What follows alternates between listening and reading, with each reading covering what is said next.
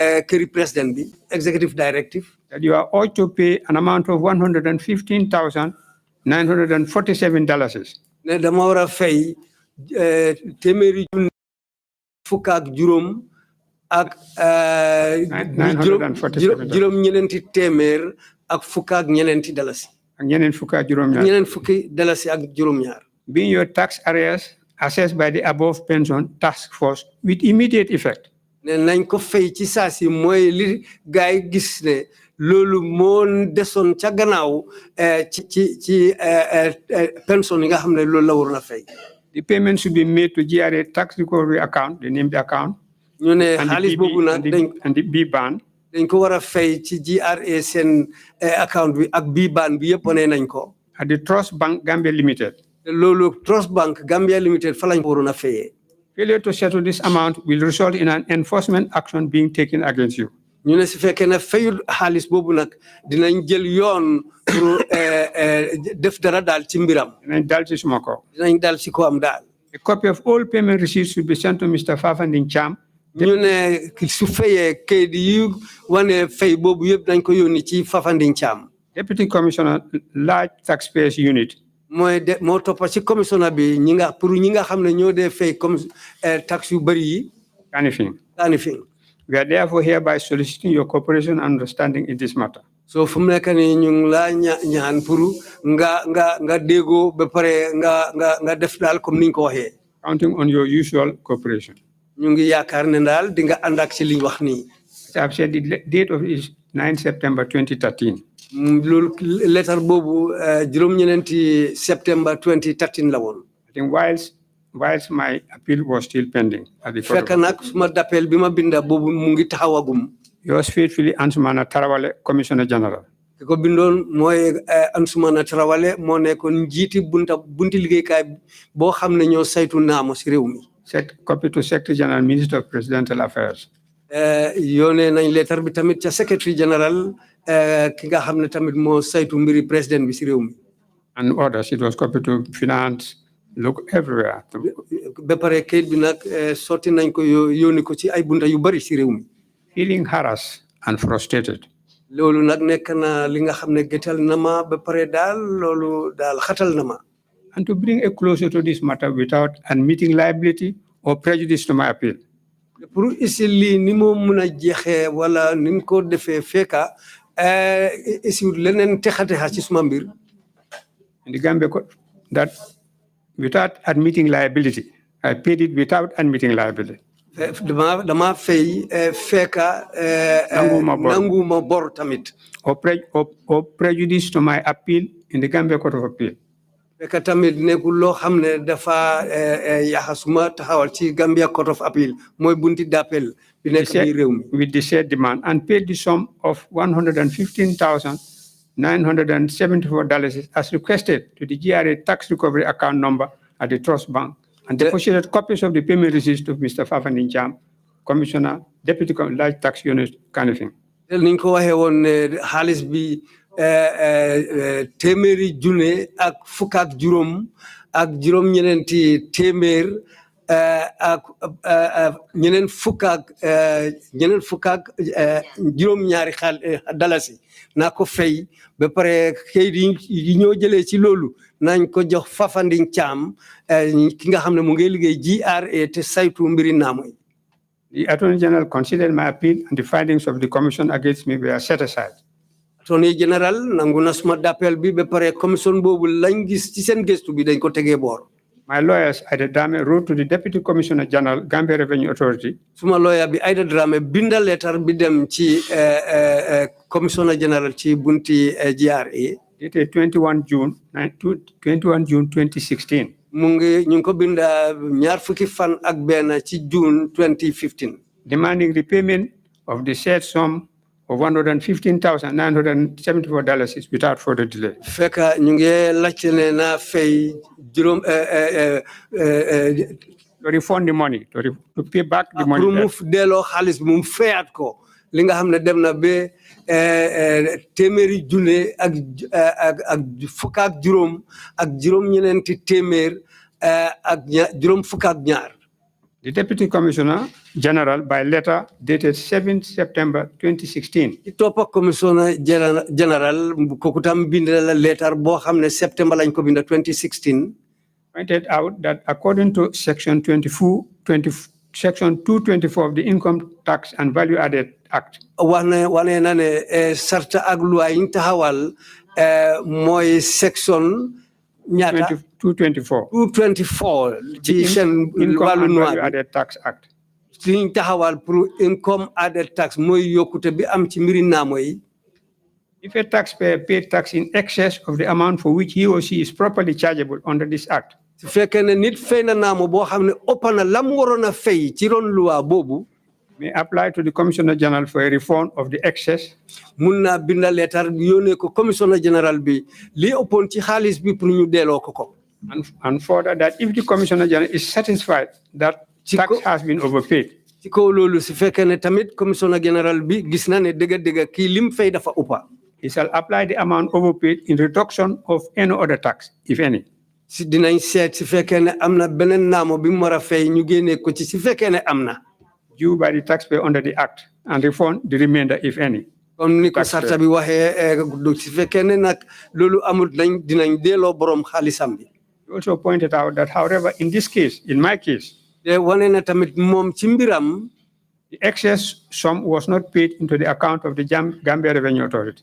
xaalis bi mu wax noonu ne moom la war a fayuñ ko woon ci account bi account GRA. Therefore, the Gambia Revenue Authority could not pay over to me the said overpaid sum.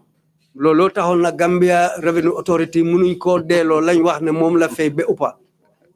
We had Mr. Mbai. Yes. This is outright theft. Yes. And it was the same thing before the Legality Commission. Tel benn mbir me xew ci kanami Legality Commission bi. The same adverse finding, $1.5 million, as was done by the Tax Commission of 2012. Almost the same amount. Te mu ngi mel ni benn amount mooy benn lim bi lañ gisoon biñ gëstoo woon bu njëkk bi ci Legality Commission. And it is that amount that led to my eviction from my property. Loolu moo taxoon. And when the tax came 2012, they came to the same amount, almost, and then they described me as a notorious evader of tax. loolu moo taxoon bu njëkk bi ñu génnee ma suma kër bi mu ñëwee nii tamit si ñaareel bi gaay naan man dama miin di bañ a fay tax. That was why. looloo taxoon. When Alhaji Gabi Sose. ba Alhaji Gabi Sose. expressed to me. bi ma waxee ne. intention to sell a Kotu property. amoon nañ xalaat pour jaay suma kër gi nekk Kotu. Këram bi nekk Kotu moom këram bi nekk Kotu. to sell it and pay this amount. mu jaay ko mu fay xaalis boobu. Legality Commission amount. li Legality Commission bi waxoon lim bi Legality Commission bi waxoon. I was very grateful to him and I thank him, but I refuse that would amount to giving the credit of truth to a lie. te loolu kontaan naa ci mbiram bu baax ma gërëm ko waaye dama bañ parce que loolu loo xam mbir la boo xam ne dama dugal xaalis ci kaw fen. Mr. Mbai, under the laws of this country, can the president levy taxes on people? No, in fact. Mr. Mbai, ci wàllu luwaay réew mi di doxee ndax président mun naa teg naamo ci ay nit. In fact, no, he cannot. In fact, the argument of the Commissioner General of Gambia was that this amount was not paid to the account. li Commissioner General bi waxoon sax mooy lim bi fayuñ ko woon ci seen account. But it is that same Commissioner General who sent you an assessed tax on the authority of the president. Yes. benn Commissioner General boobu moo la yónnee li nga xam ne moom lañ doon xayma ci wàlli naama bi ci ndigali président bi. Exactly. And the authority, the executive directive. Not only that the president cannot levy tax, not only that, the executive directive relied on was illegal. Nekkul ne rek président bi mënut a teg nit naamu waaye mbir la boo xam ne àndut ak loi. In 1982, when we had the first legal year celebration in its present form, biñ defee màggal boo xam ne mooy bési lawyer yi comme ni mel. I invited the Attorney General of Nigeria, Chief Richard Akinjide, as our guest speaker. oyonna Nigeria sen Attorney General Chief Richard Akinjide moo nekkoon gan boo xam ne mooy gan bu magga biñ oyoon pour mbir mi. In his address to the bench and bar, lim waxtaan ci bench and bar mooy lawyer yi seen mbootaay bi. his subject was issuance of executive orders. mbir mi yëpp mu ngi nekkoon pour kaddu yi nga xam ne ñooy bàyyeekoo ci njiiti réew mi li ñu ooyee executive orders. The genesis started with Henry VIII. You call Henry VIII orders. mu ngi dooroon ci mbuur bi ñoo xam waxee Henry VIII moo tax ñu ko ooyee Henry VIII orders. To be valid, I have a copy of that address and we make it available. loolu kaddu yooyu waa ji waxoon am naa loolu benn tey man ko denc man ko amee ba tey te mun naa koo joxe. For an executive order to be valid in law, pour executive order mooy kaddu président pour mu mën a taxaw ci bunti loi. must be derived from statute. loolu dafa war a génn ci sarta yi nga xam ne ñu ngi taxaw. It must be a provision in a constitution, as is done in America and Nigeria. bu war naa nekk sarta boo xam ne mu ngi ci suñ constitution bi comme ni mel America ak Nigeria. Or in a separate act of parliament. wala bunti député bi bunti néegi député yi taxawal ko daal. All the executive orders, all the executive directives issued from the president's office from 1994 to 2016 are barred in law. lépp loo xam ne nekk na kaddu yu bàyyeekoo ci président bi depuis 1994 ba 2016 yëpp ay wax yu bon la. based on executive directives. yëpp ci kaw kaddu njiiti réew mi la nekk rek. Essentially, executive directives or orders are supposed to be subsidiary legislation. That's right. And they must derive their authority from some statute. Better still from the constitution. Indeed. dañu war a nekk loo xam ne mu ngi bàyyeekoo ci constitution bi tamit. The shared sum of $115,974 has not been refunded and still remains outstanding. lim boobu ñu wax ne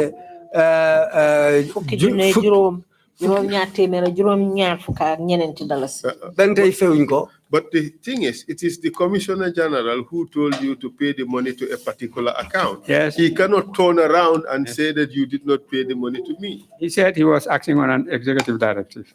mu ne moom daal ay kaddu njiiti réew mi tax muy def loolu. This cannot be described other than outright theft.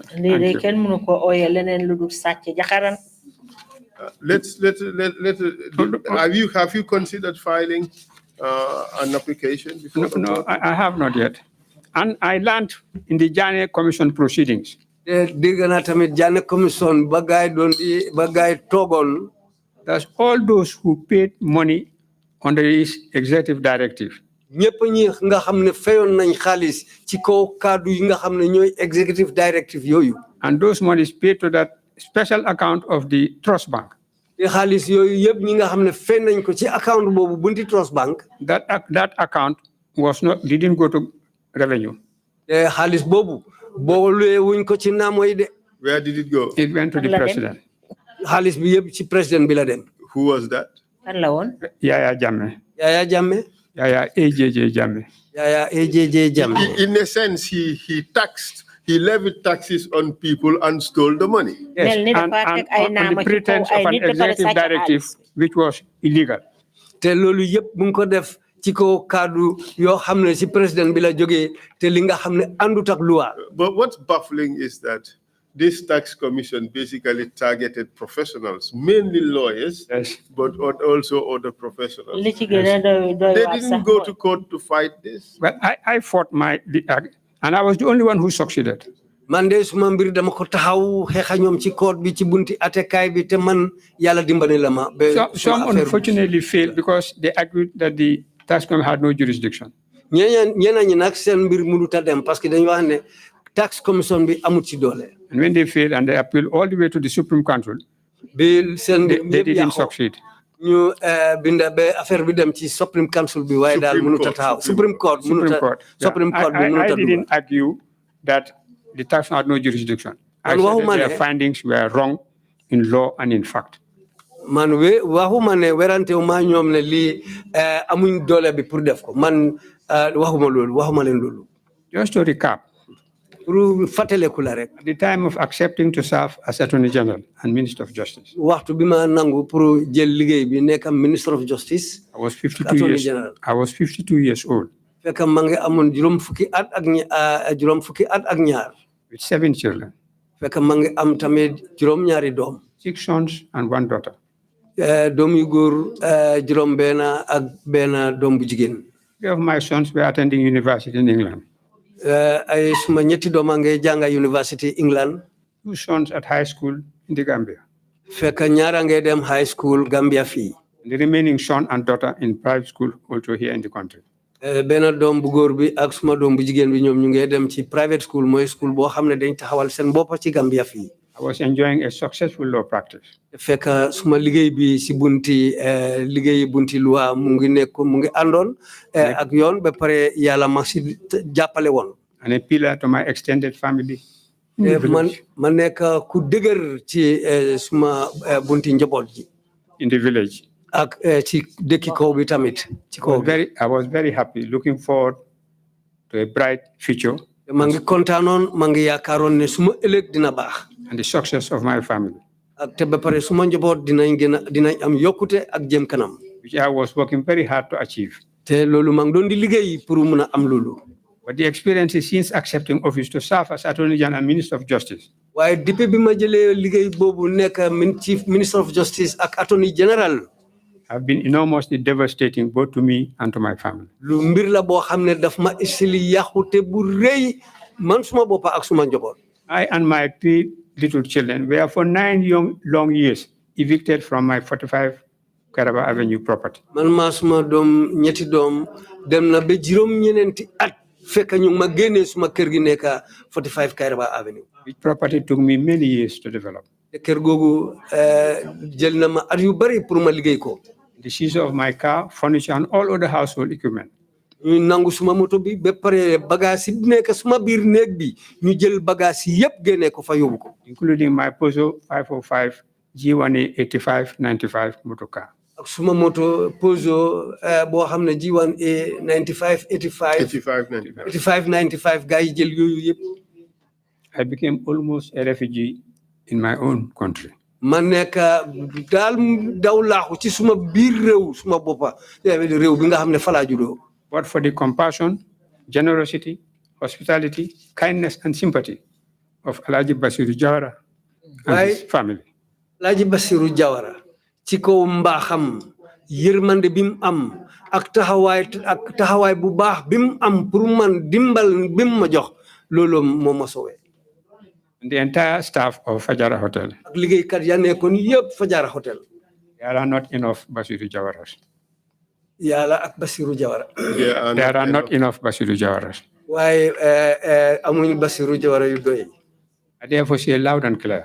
loolu dinaa ko wax ba mu set ci kaw The worst civilian government is better than the best military government.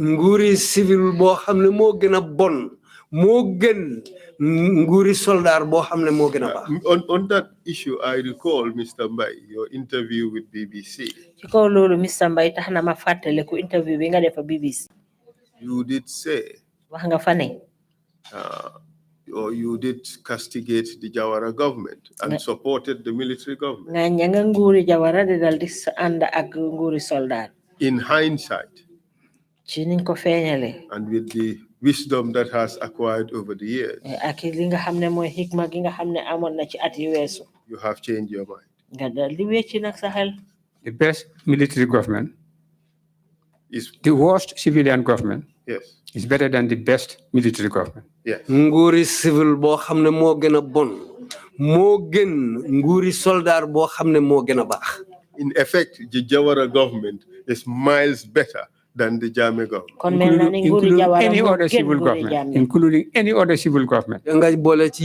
yeneen The best of any other civil government is better, the best of any other, the worst civil government, comme ni yeneen nguur whatever yëpp country, Jawaras or others, is still, in my opinion, better than the best military government. comme ni ma ko gisee man suma xel muy Jawara muy yeneen nguur yoo xam ne nguuri civil la nguuri civil bu gën a bon moo gën nguuri soldat bu gën a baax Admittedly, waaw admittedly and objectively, we must however accept that certain developments for the country have been achieved. waaw waaye ci kaw loolu yëpp mun nañoo wax ne am na ay yokkute yoo xam ne am na si réew mi. Especially in health. Bunti wérgu yaram. Communication. ak bunti jokkoo bi. Agriculture. Bunti mbéy mi. And education. ak bunti njàng mi. And one shining example is the establishment of the University of the Gambia. benn loo xam ne mun nañ ko jël mu nekk loo xam ne mandarga la mooy université biñ am si réew mi. Especially the law faculty. Surtout bunta boo xam ne fa la nit ñi di jàngee mbiri loi. The School of Medicine and Allied Health Sciences. ak njàngu boo xam ne fa la nit ñi di jàngee mbiri faj ak yu demee noonu. And the Gambia Law School. ak jàngu boo xam ne fa la nit ñi di jàngee mbiri loi. Now we produce our own doctors and lawyers. fu mu nekk nii biir réew mi fii ñu ngi jàngal suñu lawyer yi ak suñu docteur yi biir réew mi fii. In communication, we must acknowledge that the new airport. Si bunti jokkoo bi mun nañoo wax ne airport bu es bi. Gambia Radio and Television Services. Bunti GRTS, Gambia Radio and Television Services. And the network of roads are remarkable. ak yoon yi ñu jagar tamit yoon yu baax lañ. And regardless of the Gambia Revenue Authority's opinion, has enhanced. Yes, the better. Has enhanced the better, greater, and more efficient collection of revenue than ever before. Gannaaw GRA seen taxawaay bi waaye nag yokkute am na ni ñoo dajale naamu bi si réew mi. But Yaya AJJ Jammeh. waaye Yaya AJJ Jammeh. Like Pharaoh. Comme ni Firawna Pharaoh. Became enormously greedy, selfish, and wicked. ci mujjee bi dafa ñëw buggee muy xalaat boppam rek ba pare amul xalaat pour keneen amul yërmande. Was brutal. nekk na nit koo xam ne ku bon la woon. And defined that power corrupts and absolute power corrupts absolutely.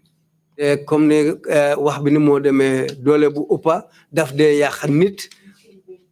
And that is all the more we became increasingly intolerable to each other and had to part so early and with all the glaze of adverse publicity against me. Looloo tax nag ci diir bu gàtta ma jógee foofu ak wax yu bon yi ñëw wax yëpp ci suma mbir man. The inherent nature of the Office of Attorney General and Minister of Justice. Office boo xam ne mooy office mooy ministre bu saytu aate ak luwaay si réew mi. Made the situation more difficult. Loolu tax na sax ba mbir mi gën a naxari. As John Payne Collier in 1687. Comme ni John Payne Collier 1787 ni mu ko wone. Rightly points out. wax na ne. Quote. ni kooku waxee. Of all offices in the gift of the crown.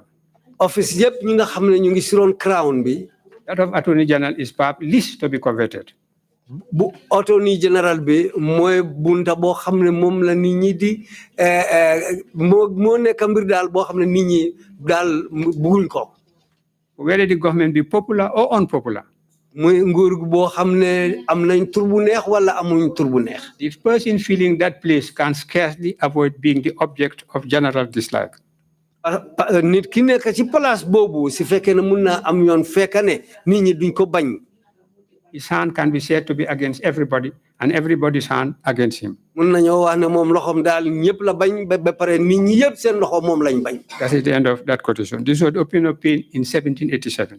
lii la waa ji waxoon ci ati 1787. And with this TRRC. ak TRRC bii nii. The rest of the country. ak réew mi yëpp. I also say never again. man tam maa ngi wax ne bum amati. Now we come down to the judiciary. léegi ñu ñëw ci judiciary mooy bunti atekaay yi nekk si biir réew mi. Attorney General's Chambers and Ministry of Justice. Attorney General office am ak bunti ministry boo xam ne ñoo saytu atey. Before coming to that, I want to pay tribute. balaa maa egga foofu waaye bëgg naa wax yoo xam ne. To the eminent jurists. ci mbir ñoo xam ne ñoom ñooy atekat yi. And distinguished judges. ak ñi nga xam ne ñoom ñoo de seet ate yi. From across the continent of Africa. ci réewi nit ñu li yëpp. who came to the Gambia, ñi nga xam ne ñëw nañ Gambia. invariably on technical assistance from their countries. te day ñëw fii pour joxe ndimbal ci bunti liggéey te seen réew yee leen yónnee pour ñu ñëw liggéey fii. Help build the judiciary and the attorney general chambers. pour gars yi dimbale ñu taxawal bunti attekaay bu jaadu ak attorney general office am. I will not be able to lim them all. mënuma leen a lim ñoom ñëpp. But the names that immediately come to mind include. waaye tur yi nga xam ne mun naa ko fàttaleku ci taxawaay bi mooy. Justice E.O. Ayola. Justice E.O. Ayola. Mr. Chair and Mr. Mbai, may I ask for this down of just 2 minutes? Okay. Thank you.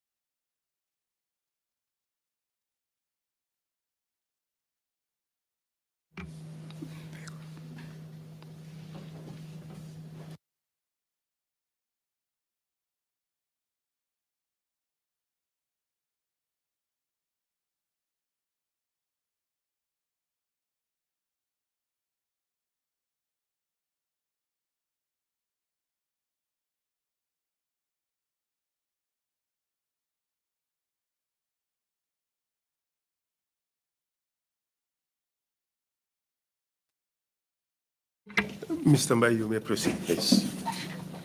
The distinguished jurists and judges from across the continent of Africa.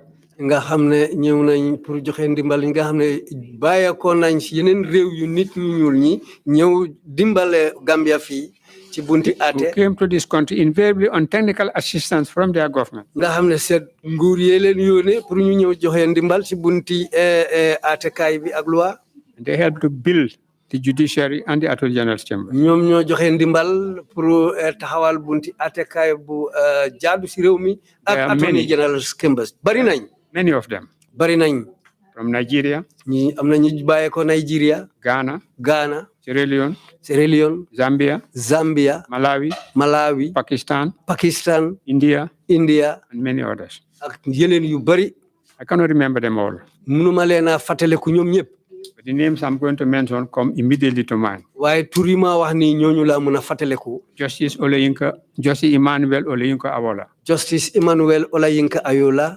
Was Chief Justice of the Gambia for 10 years. nekk na Chief Justice ci réew mi fii ba pour diri fukki at. When I first became Attorney General and Minister of Justice in 1982. 1982 bi ma nekkee Attorney General. I felt that it was time that we get an African Attorney General, Chief Justice. ci la xalaat ne fu mu nekk waxtu jot na pour ñu am Attorney General boo xam ne nit ku ñuul la. Chief Justice boo xam ne nit ku ñuul la. The President agreed with me. President bi nangu. And we approached the Nigerian government. ci lañ dem wax ak nguuri Nigeria. When Chief Richard Akinjide came here as my guest of honor at the first legal year celebration. bi Chief Richard Akinjide ñëwee fii nekk màggal bu njëkk bi pour bési lawyer yi legal year. That the conclusions were made that official approaches would be made to Nigeria. ci lañ waxtaan ba nangoo ne dinañ dem waxtaan ak nguuri Nigeria ci loolu. This was done and with the able work of Uncle Samsar, who was then the Gambia High Commissioner in Nigeria. def nañ loolu ak ci ndimbali koo xam ne ku mënoon liggéeyam la mooy Uncle Samsar koo xam ne woon mooy woon ambassade bu Gambia biir Nigeria. The appointment of E.O. Ayola as Chief Justice of the Gambia was announced simultaneously in Nigeria and in the Gambia. pour ñu jël E.O. Ayola Emmanuel Oleyinka Ayola mu ñëw fii nekk Chief Justice ci benn announcement dañ ko wax Nigeria ñu wax ko Gambia fii ñu ànda. Ayola came and spent 10 years Ayola ñëw fii def fi fukki at. as Chief Justice of the Gambia. Nekk Chief Justice bu Gambia. He did a tremendous lot of good work. Def na fi liggéey bu baax a baax liggéey yu bari yu baax biir réew mi fii. We have A.R. Solwadi. A.R. Solwadi. Also acted as Chief Justice at some stage. Kooku tam am na waxtu boo xam ne moo nekkoon Chief Justice. Akintola Ijiyumi. Akintola Ajiyumi. Justice Belgore. Justice Belgore. Belgore was so good that when he left, he took 4 Gambians to Nigeria and paid for their education to become lawyers. Belgore baaxoon na ba bi moo dem yóbbu na ñeneenti Gambian yóbbu leen Nigeria fay seen njànga pour gaay mën a jàngee foofu. Justice Isako. Justice Isako. Justice Yabua. Justice Yabua. Justice Dotsi. Justice Dotsi. Justice Olotuara. Justice Olotuara. In Nigeria was described as the Lord Denin of Nigeria. te fekk Nigeria ñu ngi ko doon ni ooyee Lord Denin bu Nigeria. Justice Esse. Justice Esse. Who defended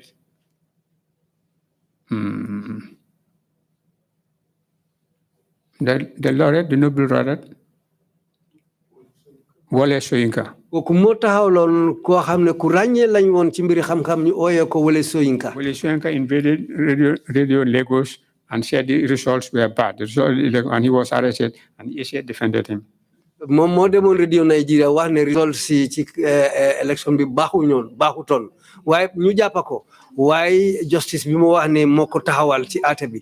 And Justice Esse also came to the Gambia as a judge of the Court of Appeal and was chairman of the African Center for Democracy and Human Rights Studies. He handed over to Madam Foster. kooku tamit ñëwoon na fi nekk Chief Justice ba pare mu ñëw nekk bunta boo xam ne mooy African Center for Human Rights and Justice ba pare moom moo fa nekkoon ba bi moo dem mu jël place bi jox ko Justice Foster. Madam Foster, sorry, Madam Foster. Justice Yusuf. Justice Yusuf Was the one to whom my property was allocated. kooku mooy nit koo xam ne biñ ma génnee suma kër kooku lañ fa dugal. Justice Itam. Justice Itam. Was the last to occupy the property, and even when he left, the wife stayed there until it was returned to me. kooku tamit nekk na suma biir kër ba mu demee mu bàyyi fi jabaram jabar ji suma kër la nekkoon ba kooku tamit ba mu demee. But objectively, that has nothing to do with the performance he did as a jurist in this country. waaye loolu amul dara lim def ak liggéey bi mu def fii ci bunti luwa si réew mi fii. Justice Yahya. Justice Yahya. Was in fact called back to serve in the Supreme Court until when Gambians were appointed to take the place. kooku liggéey na fii ba mu dem ñu ooyaat ko mu delsi liggéey bunti Supreme Court ba waxtu bi ñu ooyee waa réew mi ñu ñëw dugga ci place bi. There are many others who came from Nigeria. ak ñeneen ñu bari ñi nga xam ne Nigeria lañ jógee ñëw fii. Ghana had PD Anin. Ghana PD Anin jógee na fa. Who was in the Court of Appeal.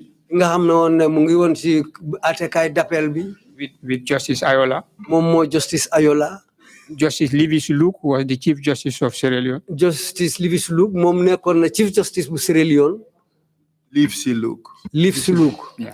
This was the panel of the Gambia Court of Appeal. loolu moo nekkoon ña nekkoon ci bunti d'appel àttekaay bi Gambia fii. At that time, you file a case in the High then Court, Supreme Court, wrongly.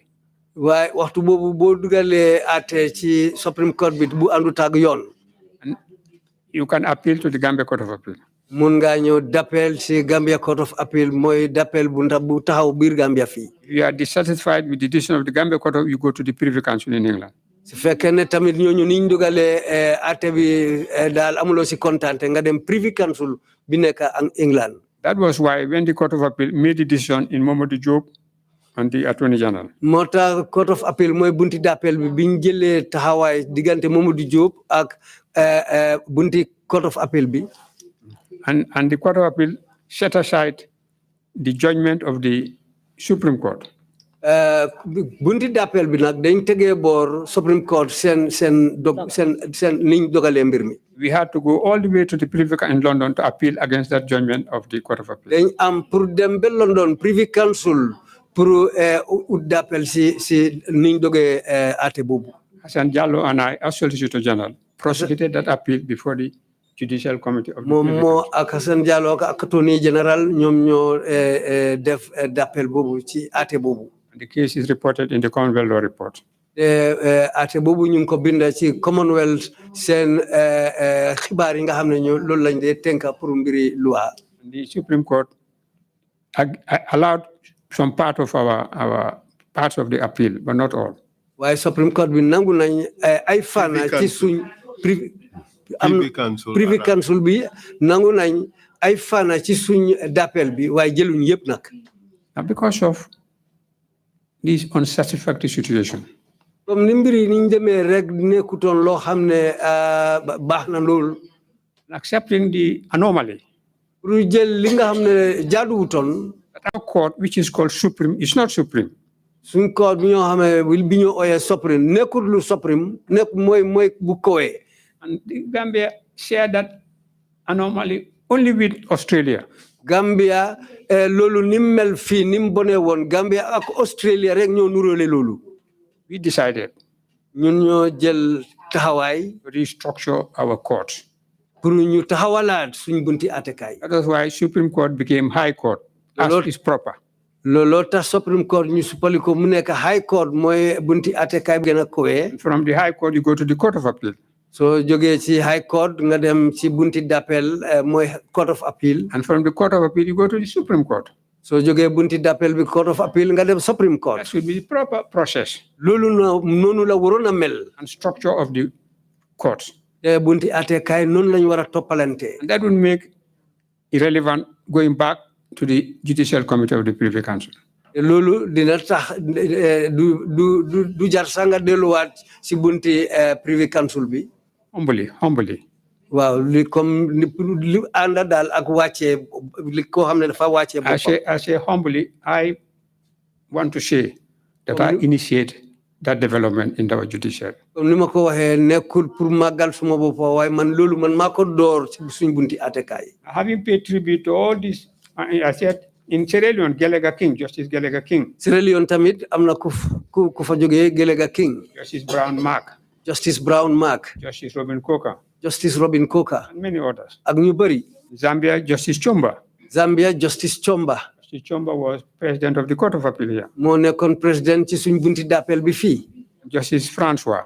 Justice Francois. Justice Francois, in addition to being a Court of Appeal judge, was also chairman of the Law Reform Commission. Justice Francois boobu nekkoon na ci bunti d'appel bi waaye nekk na ci beneen bunta woo xam ne mooy Law Reform Commission mooy fi ñu defee suppaleeku ci bunti luwaay.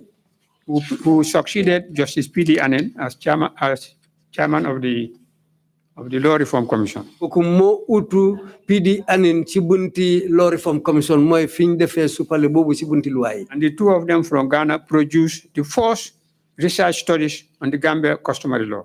ñoom ñaar ñoo binda bu njëkka pour Gambia suñ loi aada yi nga xam ne liggéey nañ ko fii ñoom ñaar ñoo def liggéey boobu. Years later, I will come to that. Years later, I was involved.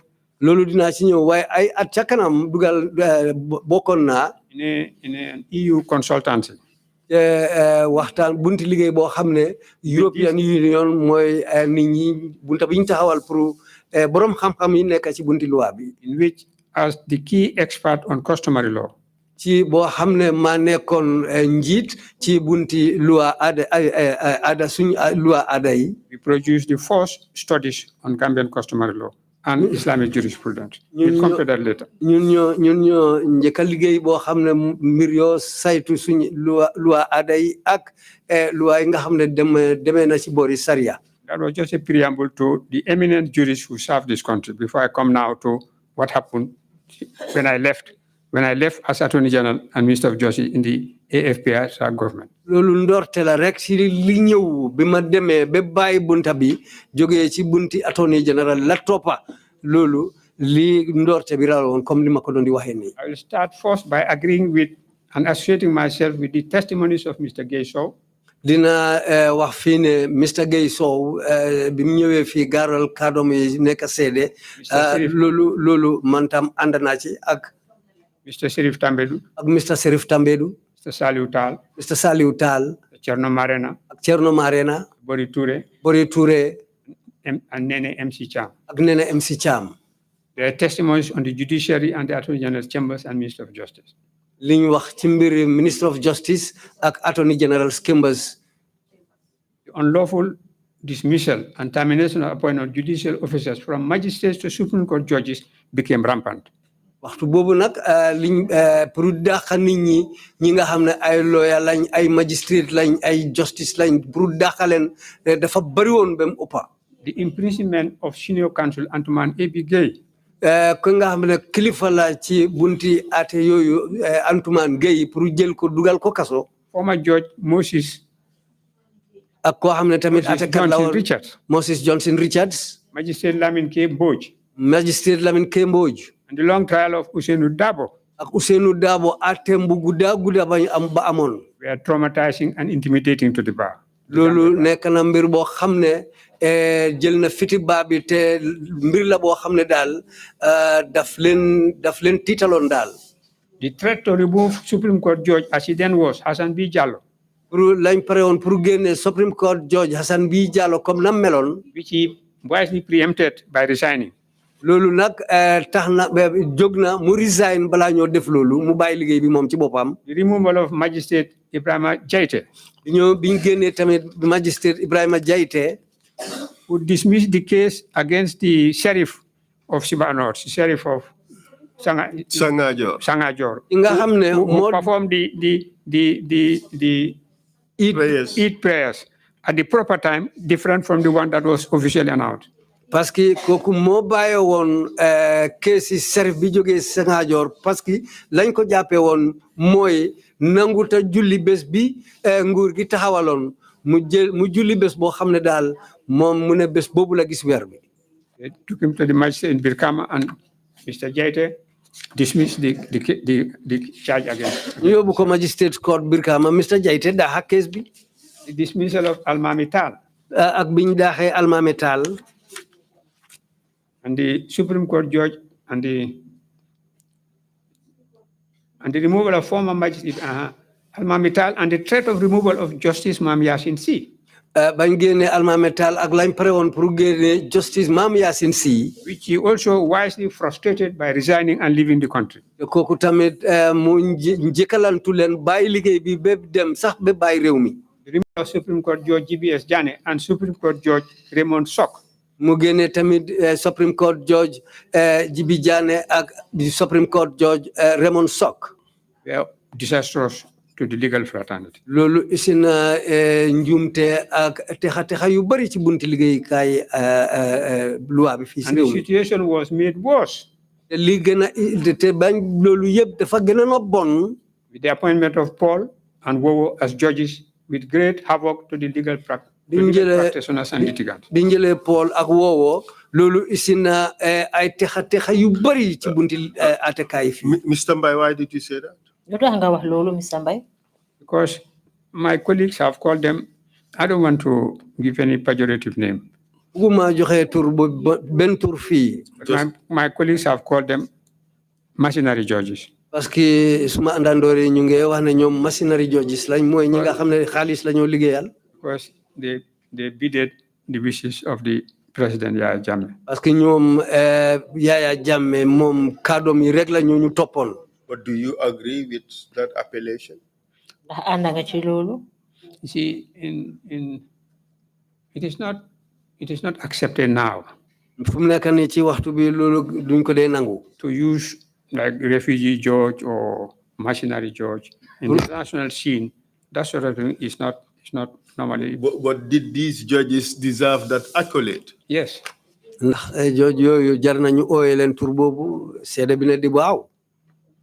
Now, furthermore, some Commonwealth judges,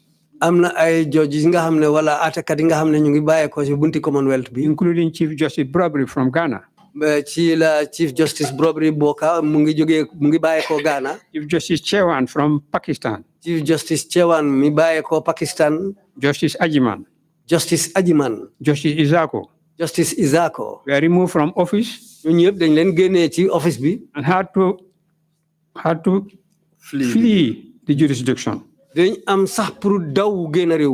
fear of their lives or further humiliation. Parce que dañu ragaloon pour seen bakken wala ñu teg leen leneen loo xam ne leneen beneen boo xam ne daf leen a isil gàcce. Humiliation from who? Yaya Jammeh, the president. Legal counsel laaj na ko pour kan teg leen gàcce boobu. de seede bi ne Yaya Jammeh. They rush out from the jurisdiction by going to Dakar. dañ teel a génn réew mi ci yàkkamti moo tax ñu jaar Dakar. Because they could have been detained and put in some humiliating circumstances. parce que mënoon nañ leen a jàppa teg leen beneen en boo xam ne daal daf leen di isil gàcce. His Lordship, the Honorable Justice A.K. Savage. ba pare keneen mooy Justice A.K. Savage. Was the first Gambian Chief Justice. mooy doomi réew mu njëkk koo xam ne nekk na Chief Justice. Could not survive the manner and humiliation of his removal. Munuta muñ niñ ko. Could not survive. Munuta muñ gàcce biñ ko teg niñ ko génnee woon. Not survive. Not mucci. Munuta mucca daal liñ ko tegoon. The manner, the manner and humiliation of his removal. niñ ko génnee woon ak ni mu demee yoon yiñ jël pour génnee ko daal. daal nekk na gàcce boo xam ne mënu koo mucca. And replacement by Justice Emmanuel Ajim. ba pare ci lañ isi ki ko uutu mooy Justice Emmanuel Ajim. Justice Emmanuel Ajim, professionally, is a big jurist, an eminent jurist. Justice Emmanuel Ajim ci liggéey bi ni mu demee ku siiw la ci bunti liggéey bi. ku xarañ la. But he had already finished his term. He started in the Attorney General's chambers as Deputy DPP, and rose up to become Chief Justice. waaye fekk na waxtu dem na ba jeexal waxtu bi mu war a liggéey fii ci la dem ci beneen office nekk Deputy DPP ba dem nekk Chief Justice. But at the time of his return to Nigeria, he was in the Supreme Court. No, he was not Chief Justice then. waaye bi moo dem Nigeria fekk Supreme Court la demoon nekkul Chief Justice. No, he was a member of the Supreme Court here.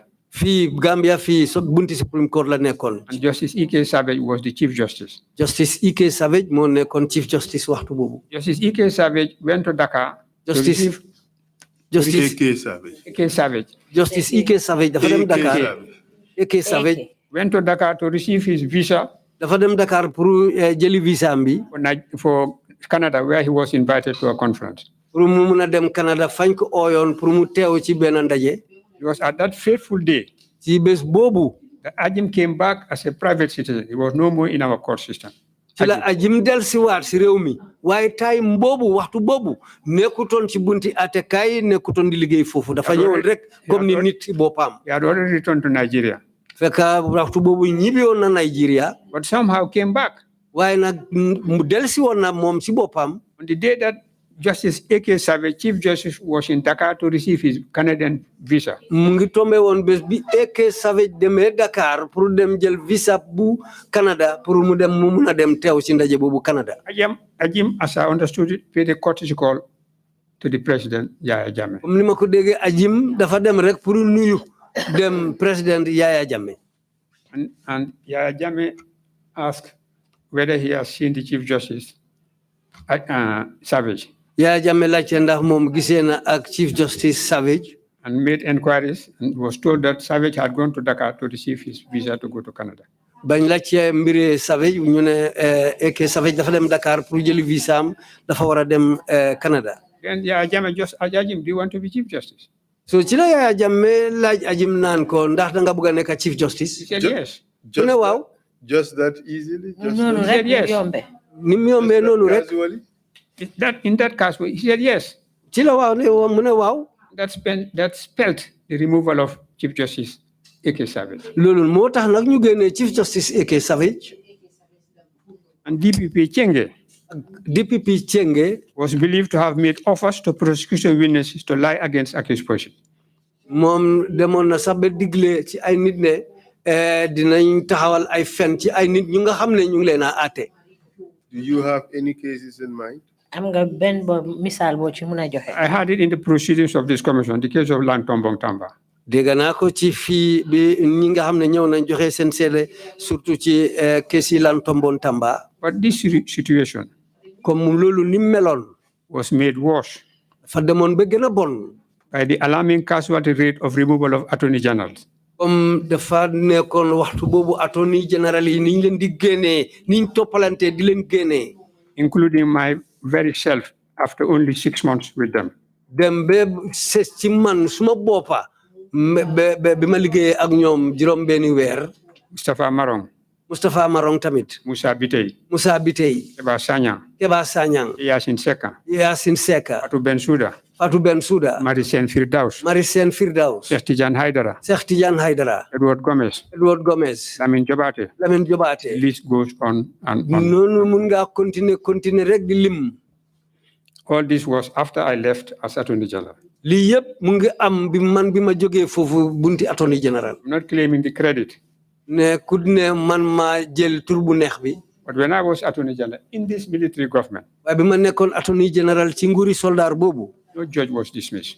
benn judge sax daaxuñ ko mooy atekat yi kenn sax daaxuñ ko. No magistrate was dismissed. daaxuñ benn magistrate sax. No official of the Attorney Chambers was dismissed. liggéeykat amul benn liggéeykat buñ daax koo xam ne mu ngi ci office yi Attorney General. We even insisted ñun sax dañ dem ba taxawal ba dëgëral ne. with the PMO, all secretaries to judges secretary yi nga xam ne ñu ngi liggéey ak judge yi. will not be transferred to other offices. duñ leen génnee yóbbu leen ci beneen office. But we had the experience of Justice Okoro from Sierra Leone. parce que gis nañ li xewoon ci mbiri Okoro Justice Okoro mi jógee Sierra Leone. He could not decipher his own handwriting. mënut a xamee bindaam moom ci boppam sax lim binda. And secretaries were used to the writings of particular judges. te secretary yi ñoo dañ daan di xamee judge yi seen binda. If they are removed, it would take months before the new secretary will be used to the judge's handwriting, and that became a delay in the process of justice. suñ génnee justice yooyu secretary yi dafa jël ay weer balaa ñoo mun a xàmmee ba miin bindi ku ees ki ñëw. That's why we insisted with the PMO, the secretaries to judges, secretaries to the Attorney General's chamber, secretary to the Solicitor General. These are closed departments, no transfers. We'll promote ourselves within our institutions. looloo tax ñu dëgëral bunti PMO ne secretary yi nga xam ne ñu ngi liggéey ci bunti office yooyu lim duñ leen génnee ñun dinañ yokk seen place ci bunti liggéeykat bi comme ni mu waree. But Mr. Chairman, despite the arrest, waaye Mr. Chairman gannaaw jàppa bi. the detentions, ak jël nit teg leen benn béréb. the evictions, génne nit ñi seen biir kër yi. the hardships and humiliation. coono bi gaay daj ak gàcce yi ñu leen teg. To me and to my family. surtout man suma njaboot. My faith in Allah. waaye suma gëm-gëm ci yàlla. And spirit remain incrushable. suma xel dara mënu koo yàqa. And I continue to serve the country in many ways. continuer naa di liggéeyal réew mi ci ay anam yu bari. I was chairman of the Law Reform Commission from 2005 to 2009. nekk naa chairman Law Reform Commission 2005 to 2009. I was member of the Gambia National Council for Law Reporting from 2005 to 2009. nekk naa si bunta boo xam ne mooy Law Reporting Commission 2005 to 2009. I was a member of the steering committee for the establishment of the law faculty of the University of the Gambia. nekk naa ci comité boo xam ne ñoom ñooy doxal mbir yi pour bunta boo xam ne mooy ñooy jàngal lawyer yi ci biir réew mi ci université bi. And was among the first to be appointed as adjunct lecturer in February 2007. te man maay nit ku njëkk bi ñu jël pour may jàngale loi 2007. I was a member of the board of directors of the Gambia Revenue Authority for 2 terms of 4 years. man nekkoon na Gambia Revenue Authority seen board of directors mooy kilifa yi saytu bunti liggéeykaay bi ñaari yoon ñu ma dugal ci mbootaay kilifa yooyu. There cannot be a greater irony. loolu mënut a nekk loo xam ne lu tuuti la loo xam ne. that I ne man was found to have owed by Justice Algali a tax liability of over $1.5 million. mënut a nekk ne man dama amee naamo bu ma fayut comme ni ko bunti Algali wane lim bi dem ba $1 million ak genn wàll. Which led to my eviction from my property, my family, my motor vehicle, and my household furniture. looloo taxoon ñu génnee ma suma biir kër maa suma njaboot ñu jël suma bagage yi néeg yi jël suma néeg bi ci suma loxo.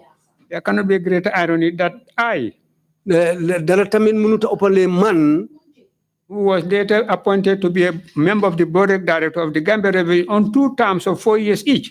te ma ñëw nekk koo xam ne ñaari yoon ñu ngi maa dugal board of directors kilifa yi nga xam ne ñoo saytu bunti GRA ñi nga xam ne ñoo saytu naamo bi si réew mi.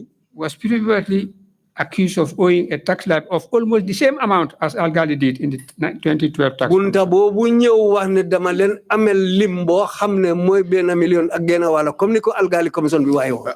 Mr. Mbai, are you suggesting that that was by design and not just by coincidence? I think it was an expression of embarrassment of the way they treated me. That's how I look at it kindly. foog naa loolu gars yi daal dafa nekk ñoom dañ rus dañ am gàcce comme niñ ma defoon. I was chairman of the board of directors of the Gambian National Agency Against Trafficking in Persons from 2010 to 2013. ma nekk chairman tamit ci bunti mbootaay boo xam ne mooy kilifa yu taxaw pour ñi nga xam ne dañoo jëlee nit ñi benn réew di leen yóbbu beneen réew mooy trafficking in persons boo maa nekkoon seen chairman pour benn at. From 2010 to 2013. Sorry, 2010 to 2013. Chairman of the Board of Governors of the African Center for Democracy and Human Rights Studies for the period that I was Attorney General and Minister of Justice. waxtu bi ma nekk Minister of Justice ak Attorney General maa nekkoon chairman tamit ci mbootaay kilifa yi nga xam ne ñoo saytu woon bunti African Center for Human Rights and Democracy. I was the Gambia Judiciary Consultant for the legal drafting of the Kadi Courts and Kadi Appeals Panel Civil Procedure and Rules. nekkoon na chairman tamit ci kilifa yuñ taanoon pour ñu taxawal yoon yi ak ate ni ñoo ate si bunti kadi yi mooy daal ñi nga xam ne dañoo ate yoon yi sariya. These are the rules of procedure and forms that are used by the Kadi Courts and Kadi Appeals Panel. I produce them as a consultant. Book bim amee ni moom moo ko binda moo ko jagar mooy sarta yi ñu war a jaar ci Kadi commission bi ak ni ñu war a demee seen ate yi. I was the UNDP country lead consultant. UNDP moo nekkoon seen lead consultant mooy ki nga xam ne daal mooy jiite seen bunti liggéey luwaa yi. For the review. pour seetlu. Revision. ak delloo seet. An update. ba pare eesal. Of the legal framework. bunta yi nga xam ne daal ñoo taxaw si bunti luwaa. Regulatory instruments. ak li nga xam ne dañ ko war a jagar mu taxaw mu jub. Rules and administrative provisions. sarta ñu war a doxee. Governing the functioning of the Gambia Public Service. li nga xam ne moom moo war a ànd ak yoon yi liggéey bunti Gambia nguur gi ni moo liggéeyee. Under the Personal Management Office and the UNDP Public Service Reform and Institutional Capacity Development Project from 2009 to 2010. doore ko 2000 ba 2010 bunti PMO ak yeneen liggéeykaay yim lim noonu maa nekkoon seen jiit ci bunta boobu tamit. And these are our reports. yim téye nii mooy si report yi mooy xibaar yi ñu dajale woon ci waxtu boobu. The Fana Chambers was the consultant. Fana Chambers mooy office am moom ñoo nekkoon bunta bu saytu mbiri xam-xam bi liggéey bi ni moo demee. The consultancy team led by me. te mbootaay boobu moom moo leen jiite woon. included Suleiman Masane Cissé. bokk na ci Suleiman Masane Cissé. Suleiman Da Faye. ak Suleiman Da Faye. These are our reports. lim téye nii bu yim téye nii ñooy seen report mooy xibaar yi ñu dajale. Recommendations here were followed. ñoom xibaar yi ñu def si bug yi nii yooyu la ni ñu waroon a toppal. Our public service would have gone back to its excellence. su fekkee ne noonu lañ ko defee woon kon bunti liggéeykaay bi dina delluwaat comme nam meloon. Analysis and review of the Public Service Act 1991 and loi bi ñu taxawal of the Constitution. loi bi ñu taxawaloon pour seet bunti liggéeykaay bi seen loi bi ñu taxawaloon pour seetlu ko pour ci bunti constitution bi. Our opinion here is that the office of Secretary General and head of the public service cannot be held by one person. ñoom liñ taxawaloon mooy liggéey boo xam ne place boo xam ne secretary general te moo war a nekk njiiti liggéeykaay yëpp si réew mi waruta benn nit waruta nekk ci place boobu. Revised legal and regulatory instruments of the Gambia Public Appendix A to G. pour ñu seetlu woon ci loi yu demee noonu si bunti liggéeykaay A to G. Appendix A, the revised general orders, public service rules.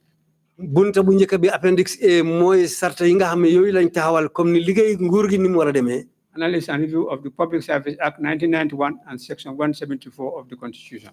seetlu bi ñu def tamit ci bunti liggéeykaay yooyu ci constitution bi bu 1971 1991. 1991. Section 174 of the Constitution. Section 174 ci suñ constitution bi. The revised Public Service Commission regulations. sarta yuñ seetluwaat comme ni bunti liggéeykaay yi ni ñu war a demee. The revised Code of Conduct. nit ñi liñ war a niñ war a demee liggéey bi ni mu war a demee ak nit ñi ñoom seen boppa. The revised Budget Management and Accountability Act 2004. seetlu biñ def tamit ci bunti alal boo xam ne moom la nguur gi war a doxee. The revised Financial Instruction 2004. mooy tamit le seetlu biñ defoon ci bunti alal boobu 2004. The Gambia Foreign Service regulations. sarta yi ñu taxawal pour diggante Gambie ak yeneen réew.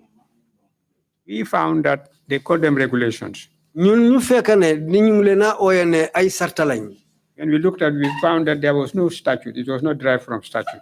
ñu seetee mbir mi ñu seet ne lii jële wuñ ko ci ay loi. And we advised it could be Gambia Diplomatic Service rules instead of regulation. so ñun buñ ko seetloo ñu ne lii dafa war a nekk doxin boo xam ne Gambia réew mi seen diggante ak yeneen réew ni ñu war a demee sarta yooyu lañ waroon a taxawal.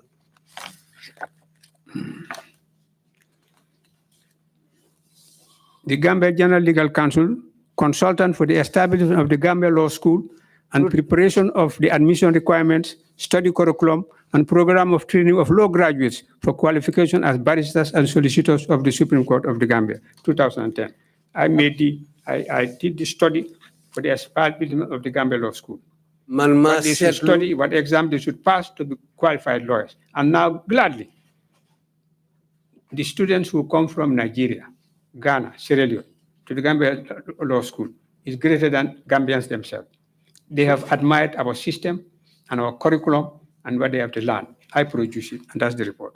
Consultancy report for the establishment and operation of the Gambia Law School, including admission requirements, study curriculum, and program of training of law graduates for qualification as barristers and solicitors of the Supreme Court. 2010. man maa jagar bu bi tamit depuis doorin bi fi nit ñi war a jàngee loi ni ñu war a jàngee loi ak suñ jàngee maxaama yi ñu fa war a jëlee taxawaay bi ñu war a dem ba dem jeexal jàngami mbir yooyu yëpp man maa ko liggéey te fu mu nekk nii sant yàlla nit ña ngee jógee bitim réew di ñëw jànga ci suñ bunti loi boobu Gambia fii te ñii gan yi ñëw sax di jànga foofu ñoo ëpp waa Gambia. University of the Gambia Consultancy and Professional Development Division of the School of Business and Public Administration joint UNDP consultant on UNECA sponsored study on elections and the management of diversity. Lesson from the Gambia.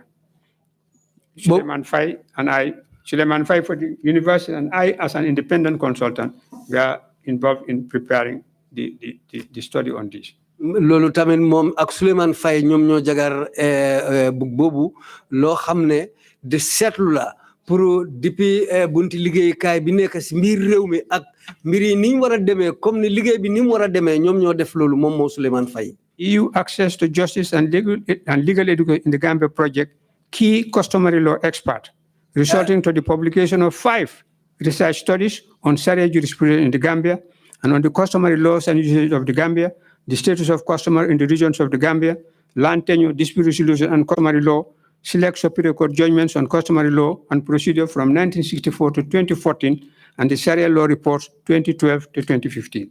These were the books I produced as a key. Bug yim lim loolu bug yooyu la wax ne moom si boppam moom moo jagar bug yooyu. Sharia jurisprudence in the Gambia. Sharia ni mu war a taxawee Gambia. With comments by Fafa Edrissa Mbai. Wa ay kaddu yooyu nekk foofu man moom si boppam moo jagar kaddu moo def kaddu yooyu. And usages of the Gambia. Customary law mooy loi suñu aada yi fii réew Gambia. With comments by Fafa Edrissa Mbai. am na ay kaddu yi nga xam ne moom moo leen joxe. Land tenure, dispute resolution, and customary law. mbiri suuf ak comme ni ko suñu aada yi waxee. Dispute resolution and customary law. jeexal fitna ak li nga xam ne dafa nekk layoo diggante nit ak nit. loolu tam niñ ko war a jeexalee. With comments by Fafa Edrissa Mbai.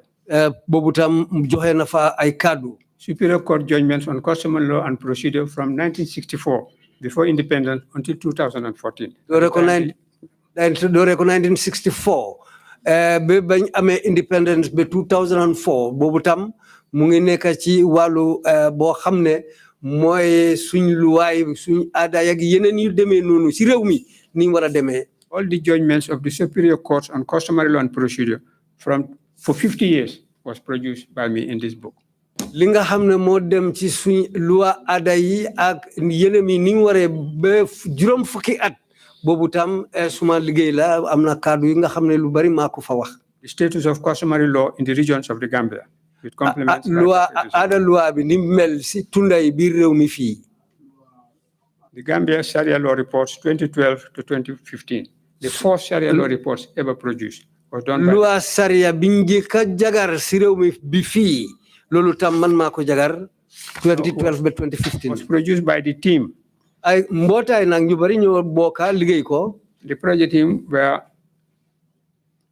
Shelly Libato, ñi ko liggéey Seri Libato jurist from America, mu ngi jógee America. Fafa Edrissa Mbai, Fafa Edrissa Mbai key expert customary law, li nga xam ne mooy borom xam-xam ci suñu loi aada yi. Janet Salanjai, Janet Sala Njai key expert modern law, kooku mooy borom xam-xam si loi yu ees yi. Atulili Drame, Tulili Dramé jurisprudence expert. kooku borom xam-xam la ci loi ni ñu war a taxawee ak tëddee. This is the soft copy and the paperback and the hard copy. mooy ñaari bugg yi ñu fa defar mooy ñaar yooyu moo wane noonu. I was a member and legal advisor te nekk na si mbootaay tamit man maa dee joxe ndigal tamit. to Sahel Invest Management, bunta bi ñoo wax Sahel Investment Management. international consultants, ak bunta boo xam ne moo nekk diggante réew ak réew. for the review of the judiciary of the Gambia, pour seetlu bunti atekaay bi nekk Gambia. past strategic plans, ak sarta yi nga xam ne def liggéey nañ ko ba passé. and the production of a new 5-year strategic plan.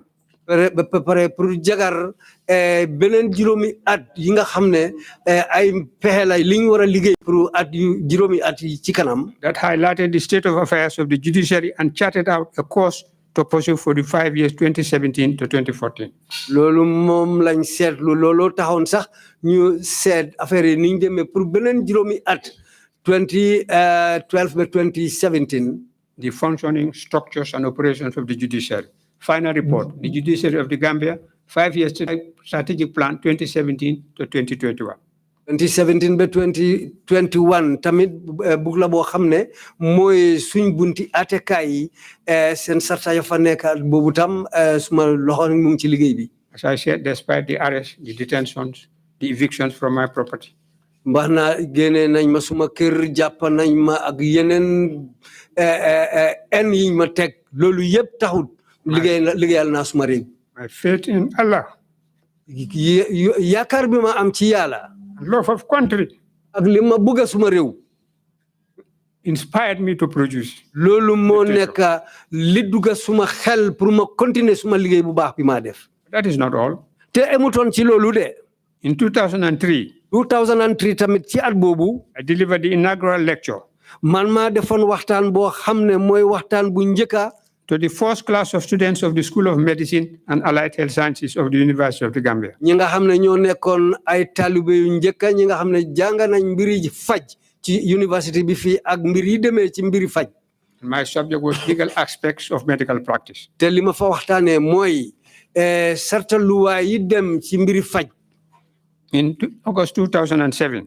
ci August 2007. I delivered the inaugural lecture to the first class of law students of the University of the Gambia. man maa def waxtaan bu njëkk boo xam ne ñi nga xam ne dañ ñëw pour jàngal luwaa ci University Gambia bi man maa leen defal waxtaan boobu tamit. On the subject of legal reasoning. te loolu tam man fa waxtaanee mbiri luwaa ni ko nit ñi war a xalaatee.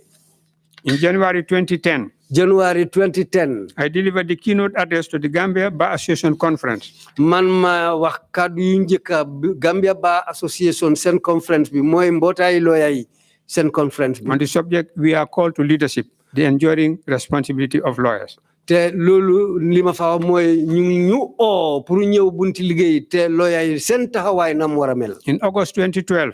August ci ati 2012 I delivered the Badina address to the first class of students of the Gambia Law School. man maa waxtaanal ay taalibe yu njëkk ñi nga xam ne dañ ñëw pour jànga mbiri luwa ci Gambia Law School. On the road to justice, Lord Denin, Master of the Rolls, 1962 to 1982. mooy yoon bi ñu war a jël 1962 ba 1982 Lord Denin nim ko wane woon. In October 2010, I delivered a paper. October 2010 génnee na kayit tamit binda. To the Attorney General's Chambers and Minister of Justice. Dem Attorney General Office bi ak Ministry of Justice. Legal capacity building program workshop on advocacy and the litigation process. Mooy yokkute maxama ak ni ñu war a taxawalee bunti luwa bi ni mu war a liggéeyee ci réew mi. In January 2013. January 2013. I delivered the keynote address. Man maa def waxtaan bu njëkka. To the Gambia General Legal Council first call to bar ceremony on law and lawyers in a changing society. Mooy Gambia Legal Society mooy ñi nga xam ne ñu ngi liggéey ci bunti luwa bi te nekk ci bunti atekaay bi réew mi fii. Addresses on human rights. Waxtaan ma def ci mbiri LFI doomi aadama yi. During the period that I was Attorney General and Minister of Justice in the military government. Waxtu bi ma nekkoon Minister of Justice mi ma nekkoon Minister of Justice Attorney General ci nguuri soldaar yi. I gave the address on the workshop on business organizations and business transactions held at the Novotel from 19 to 18 September 1994. Mbootaay bi def Novotel pour tamit bunti liggéeykaay yi nga xam ne dañ nekk di business dañ nekk ci mbiri jula ñooñu tam si bunti loi niñ war a taxawee ak niñ war a demee def naa waxtaan boobu tamit Novotel. I'll just read the first paragraph. It is my pleasure to welcome you all to this workshop. Waxtaan ba ma fa demee loolu la ma wax ni mu ne lii am naa kontaante pour oo leen ci ndaje bi. Mr. Mbai, do we have to go there? Isn't it just sufficient? Yes, but just to highlight just one point. On business and business transactions, and in particular, Mr. Justice Amisa and Dr. Albert Fierjo, who have been working with us in the Ministry of Justice on various important legislative initiatives for the past 2 years. ñim tudda noonu nekk nañ ay nit ñi nga xam ne liggéey nañ ak ñoom pour ñaari at ci liggéey boo xam ne gars def nañ fi liggéey bu baax. It is the same Dr. Fierjo, now Professor Fierjo, was a consultant to the Constitutional Review Commission, just finished. Kooku Fierjo moomu Dr. Fierjo léegi professeur la moo nekkoon consultant ci suñ bunta biñ taxawal pour ekkati luwaay yi. Fierjo's been a professor since 1994. Good. nekkoon na professor depuis 1994.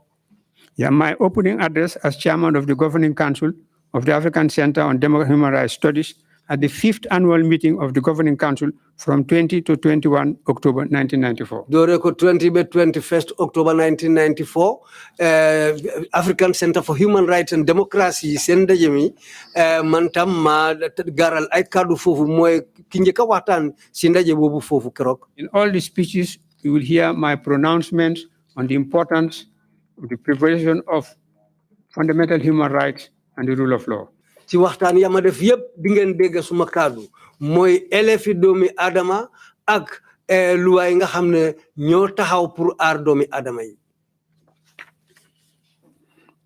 I gave the opening address at the opening session of the International Commission of Juries, ICJ, workshop on NGA participation in the African Commission on Human and People's Rights from 23 to 24 October 1994. Doore ko 23 ba 24 October 1994 ICJ ndaje biñ def tamit pour mbiri luwaay ak sarta yi nga xam ne ñu ngi leen a taxawal loolu tam def waxtaan naa ci ndaje boobu. I gave a statement on the occasion of the launching of the APR's program and timetable for return to civilian rule at the Independence Stadium, Bakau, on Monday, 24 October 1994. 24 October 1994 bési lundi pour AFPR si nguur gi ni ñoo dellooyee nguur gi joxe ko civilian si tamit loolu waxtaan boobu ndaje boobu tamit ñu ngi ko def stadium Bakau foofu tam def waxtaan naa fa. Mr. Chairman, late council, I would wish to be permitted to read this speech. Mr. Chairman, ak lead council No, Mr. Mbai, that would be really overindulging you. If you wish, perhaps you could include it in the body of material you will submit to the commission. But this was the launching of the timetable for return to civilian rule. Yes. And what I said. But we are investigating human rights violations. And in fact, allowing you to go through this litany of publications and service to the country is also overindulging you. Let's leave it at that, and then we move on. But I thought it's because from 20, it is not directly relevant to the inquiry on human rights violations. You would agree with that? Yeah, but we indulge you so that you could show your character as a person. And my stand on these issues. Precisely, yes. And that has been ably done. Yeah. May I now ask you this last question before I rest? These speeches define me. But you have more than adequately defined yourself before this commission. Thank you. Thank you very much. And Mr. Mbai, you've done all this service for this country. And you have told us that the worst civilian government is better than the best military government. Do you have any regrets? Of course. Your services to the Gambia.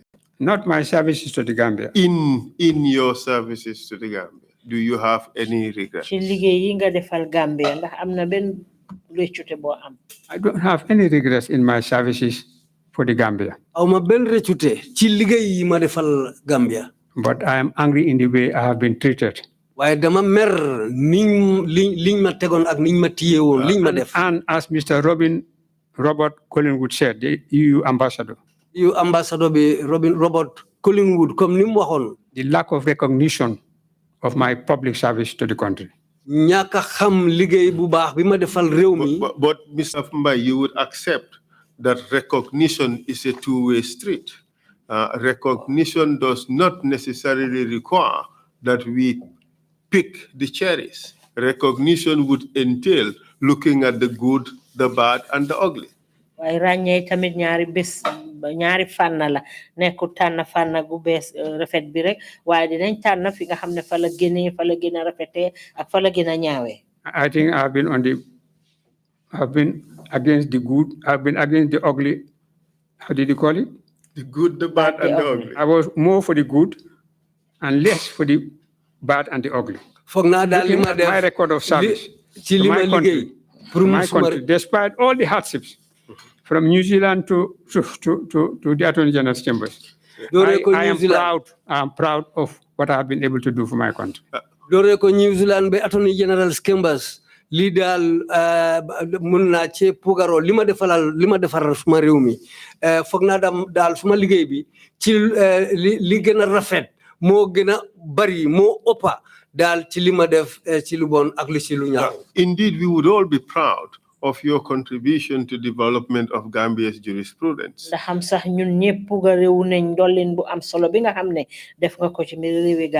And your contribution in establishing the legal institutions that we need in this country, especially institutions for legal training. Ak sax taxawaayu am solo yi nga xam ne jël nga ko ba taxawal béréb yi nga xam ne nañ fa jàngee mbiri luwa surtout fi nga xam ne foofu la ñoo jàngee lépp lu aju ci wàllu luwa ci biir réew mi. And we would hail those contributions anywhere. Te loolu dinañ ko ndamoo nag fépp foo xam ne fa lañ dem. And we would give it high acclaim in terms of quality. That said, we cannot ignore those decrees which served as the vehicle for the most egregious violations of rights that happened in this country. And the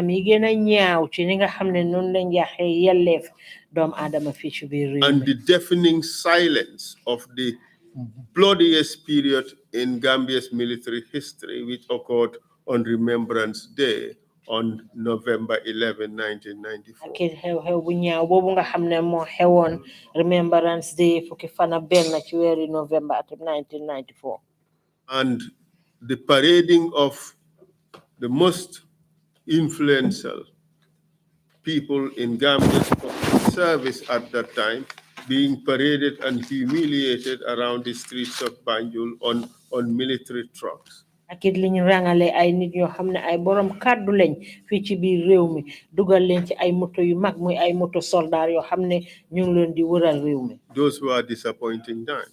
loolu ay jamono la yoo xam ne nag yu métti la woon. And hence my question whether you have any regrets. looloo tax nag ma laaj la ndax am na dara loo réccu.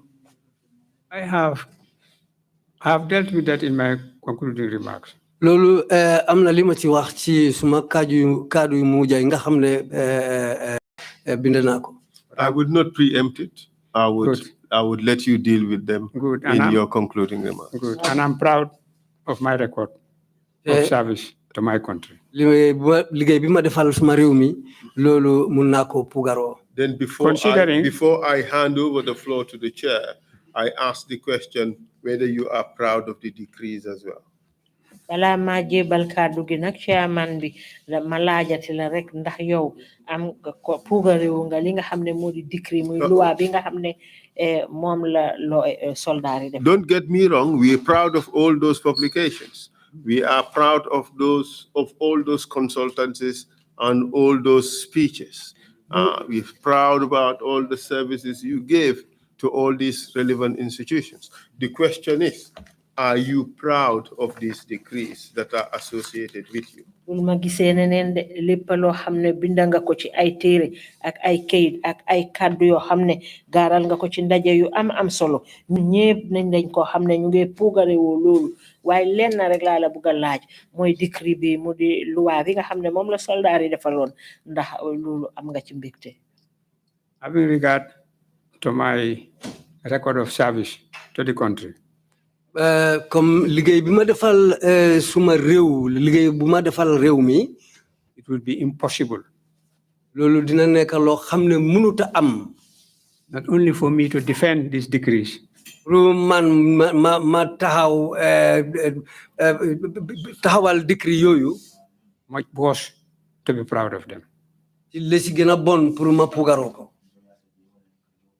I take it, therefore, that you regret your role in their creation. Mun naa bon nag ma jëlee ci sa kàddu ne bon daal réccu nga lépp loo xam ne rek am nga ci loxo ci décret boobu noonu ñu defar ko.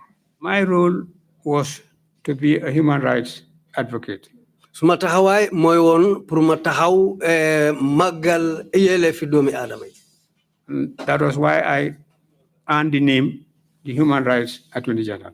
moo taxoon ñu ma ooyee yelleefi doomi aadama attorney general bu taxawal yelleefi doomi aadama yi. Having regard to that record.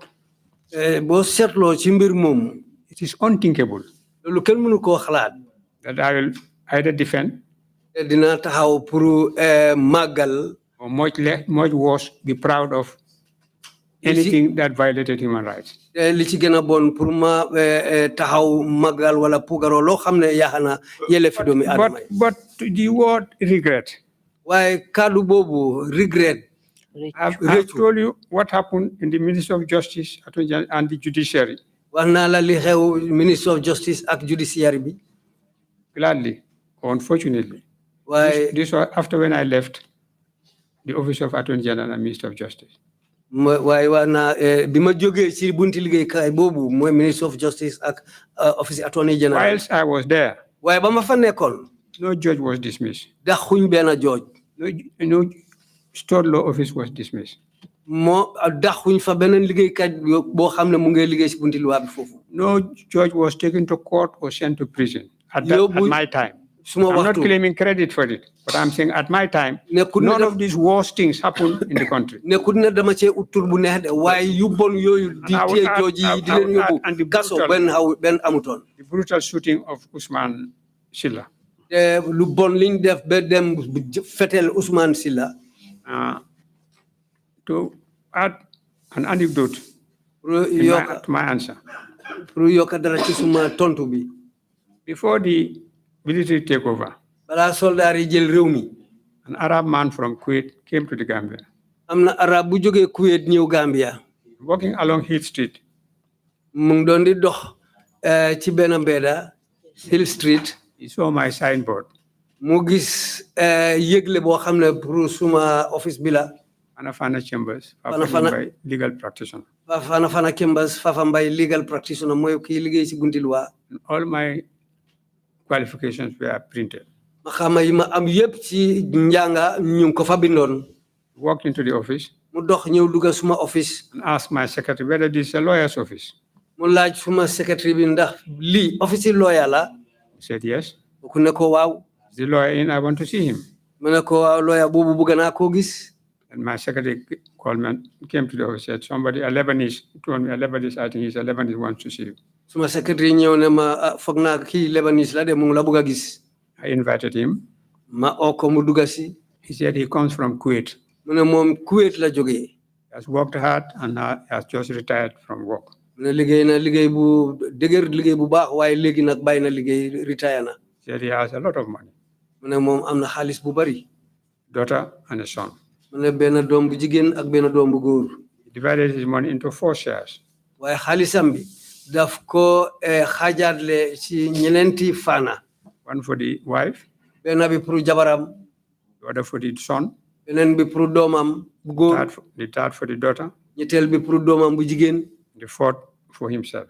ñeneenteel bi pour moom ci boppam. He said from his own share, mu ne waaye moom lim jëlal boppam. he's traveled the world over dafa dox ci àddina si di wër àddina. until he came to Las Palmas ba mu ñëw Las Palmas. and found some tourists coming to the Gambia. mu gis ay touriste nga xam ne ñu ngi ñëw Gambia. He had no reason to come to the Gambia. mu ne amutoon benn dalil pour mu ñëw Gambia. He just came dafa jóg rek mu ñëw. and fell in love with the country. mu gis réew mi rek bugg a réew mi. He said he's been there 3 or 4 times. mu ne tax na ñëw na fii ñetti yoon ba ñeneenti yoon. Now he wants to invest in the country. léegi nag dafa bugg a def dara si réew mi. He muy wants to business. buy land and build good houses which he will sell. mu ne dafa bugg a jënd suuf mu taxawal fa ay néeg yu fort ba pare mu jaay leen. And we need a lawyer te waaye dina soxla lawyer. who would want my services. so dina bugg a suma liggéey. What is the fee for buying property in the Gambia? mu ne loolu ñaata la war a jaar pour su buggee jënda suuf si biir réew mi fii. I told him. ma ne ko. ma wax ko. He said that was too much. mu ne loolu dafa bari. Then we reduce it. mu ne ma wàññi ko. I said, I can't. ma ne ko mënuma ma wàññi. Why can't you? mu ne ma lu tax doo ko mën a wàññi. This is the fee agreed by the Bar Association. ma ne ko lii suñ mbootaay loi bi ñoom ñoo taxawal lii lañ nangutoo. For this kind of work. pour façon nga liggéey boobu. I said, but if you reduce it, they wouldn't know. mu ne waaye mu ne kooku ne ko waaye soo ko wàññee ñoom duñ ko xam. I said, but I cannot do that. ma ne ko waaye loolu duma ko mën a def. Left. mu jógee fa mu dem. That was before the military coup. waaye loolu fekk soldat yi jëlaguñ réew mi. A year or 2 later, he came back. benn at wala ñaari at ca bi loolu passé mu dellusiwaat. And came to my chambers mu ñëw suma office. in the morning. suba. I was hurrying up to go to court. fekk man ma ngi yàkkamti pour dem. Said he si bunti wanted to see àttekaay me. mu ne dafa mag bugg a gis. I invited him. ma ne ko waaw na dugga si mu ñëw. He said he's a Kuwaiti man, a lot of money he wants to invest in the country, buy property, build and sell. mu ne moom ku waa Kuwait la dafa bëgg a jënd suuf mu liggéey daal ba pare jaayaat. The same thing he told me his previous visit, but I couldn't remember him. I couldn't remember that. mu wax ma lam ma waxoon ba mu ñëwee njëkka waaye nag suma xel mënut a fàttaliku loolu. I told him the fee is so and so. ma ne ko lii de nangam la. He repeated the same, reduce it. I can't reduce it. Look, I'm ready to go to court. He said, do you recognize me? ñu wax mu wàññi ko ma ne ko lii mënuma koo wàññi ñu nekk di wax foofu ma ñëw ne ko dama yàkkamti dama dem ci bunti atekaay ci la ma waaji wax ne ndax xamee nga ma. I said, no, I can't. I don't recognize you. ma ne ko déedéet fu mu nekk nii mënuma laa xamee. I came here 2 years ago. ma ne ma ñëw naa fi ñaari at ca gannaaw. I said to you exactly what I've said now. man mu ne ma li ma la waxoon suma yoon boobu benn kàddu boobu la wax ni léegi nii tey tamit. And you repeated the same thing that you told me then. yow tam li nga waxoon at boobu di same benn kàddu yooyu nga ma waxaat tey. I told him I cannot remember that. ma ne ko suma xel daal loolu If mënuma you ko come back fàttale 10 ko. years later, if you come back 10 years later soo ñëwee fukki at ca kanam. and find me here, nga fekk ma fii. my answer will be the same. suma tontu benn boobu la moo He nekk. walked around and hugged me. mu dox jaar suma taabul ñëw mu lënga ma. You are the man I'm looking for. mu ne ma yoo laa doon di ut. Then I became evicted from my property. biñ ma daaxee suma kër génnee ma fa. And he used to come to Fajara Hotel to visit me. dandi ñëw Fajara hotel di ma seet si foofu. One day he told me, benn bés mu ne ma. you see, I want to go to the village where you were born. dama bëgg a dem si dëkki kaw fa nga juddoo. And to the place where you went to school. ak fa nga dooree sa jànga. We drove all the way to Sambang and to Georgetown. ba pare si lañ dugg moto dem Sambang ba Georgetown tamit. After a few months, ay weer bi loolu passé. he came back to me that he's stopping all investments. He's going back to Kuwait. si la del si waat ñëw ci man mu ne ma li ma daan di dépense fii yëpp ci biri liggéey njula dama ko bàyyi yëpp ma ngay ñibbi Kuwait. He gave me all his furniture. bagage ya nekk ca néegam bi yëpp mu may ma ko. All the crockery. ak jumtuwaay yëpp. Air conditioners, fans, everything. Air conditioner, fan, ak lépp la nga xam ne mu ngi woon néegam. He said he want to sell his Pajero house to me, Pajero car to me. mu ne daf ma bëgg a jaay moto bi sax Pajero bi mu amee woon. I said, look, I have my R21 from Basiru. This is enough. I don't need this car. And it's expensive anyway. ma ne ko ma ngi amee R21 bi ma Basiru jox waaye bii moom dafa seer pour man fu mu nekk nii. He sold it to a Chinese man who had a place where Mod Sources place. mu jaay ko benn Chinese ki nekk ci place yi Mod Sose. And he had the Spanish man has a Gambian wife. waa Spain boobu jabaram bu waa Gambia la. Then I saw him off at the airport, this Kuwaiti man.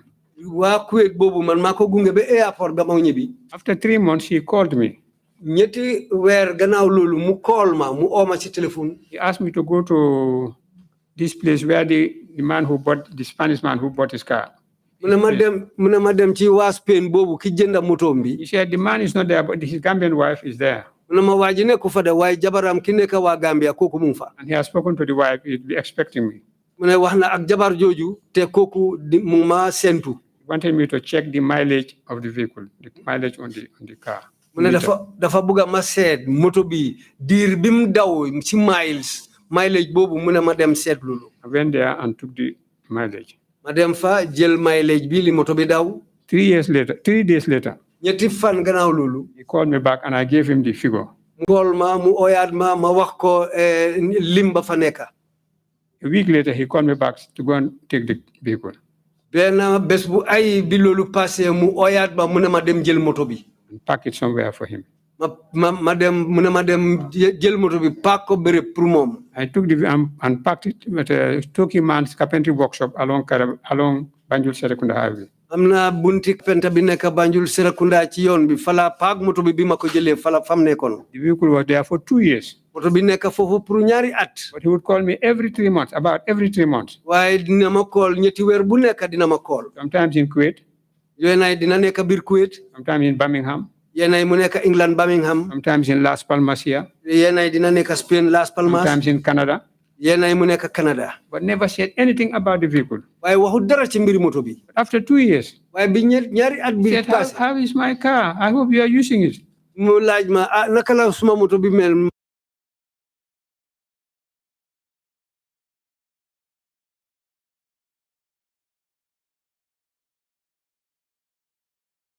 To embarrass you by giving it to you face to face. I wanted you to know it's your car. buguma la ruslo pour ma taxaw sa kanam may la ko ni way sa moto la jël ko. But interesting anecdote, Mr. Mbai. You also raised quite a number of issues that during your time, none of these terrible rights. You know that on September 6, 1994, the soldiers went to the prison and badly brutalized the security detainees. Sa jamono na wax nga ne ak yelleef daanu doon xew jamono jooju waaye juróom benni fan weeru September 1994 dem nañ ci fi nga xam ne moo di kaso bi dal di fa toroxal ñi nga xam ne ñoo nekkoon ci wàlli kaaraange gi te téye woon leen fa. At around the same time, Ojé Jallow and others were arrested, taken to Mile 2 and tortured. ci benn jamono boobu Ojé Jallow ak ñeneen ñi ci lañ yóbbu Mile 2 mitital leen fa. I know you interceded for their release. They were released. xam naa ne taxawu nga nag ba ñu bàyyi leen. But the fact remains that they were tortured and humiliated. waaye terewul tamit da ba tey nag mitital nañ leen dal leen fa toroxal. We've also talked about November 11. wax nañ lu aju itam fukki fan ak benn weeri November. On Remembrance Day, bés bi nga xam ne ci la ñoo fàttale ko ñu demoon ca xeex ba a day of great significance for soldiers. muy bés bu am solo ci soldaar yi.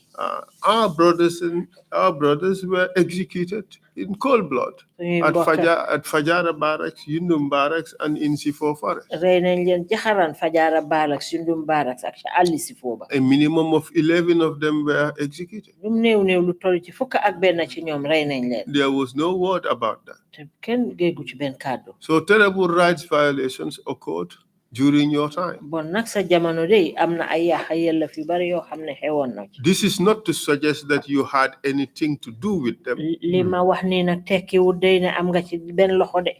There is no suggestion at all that you were complicit. amul kenn ku ci xalaat tamit ne yow bokk nga ci.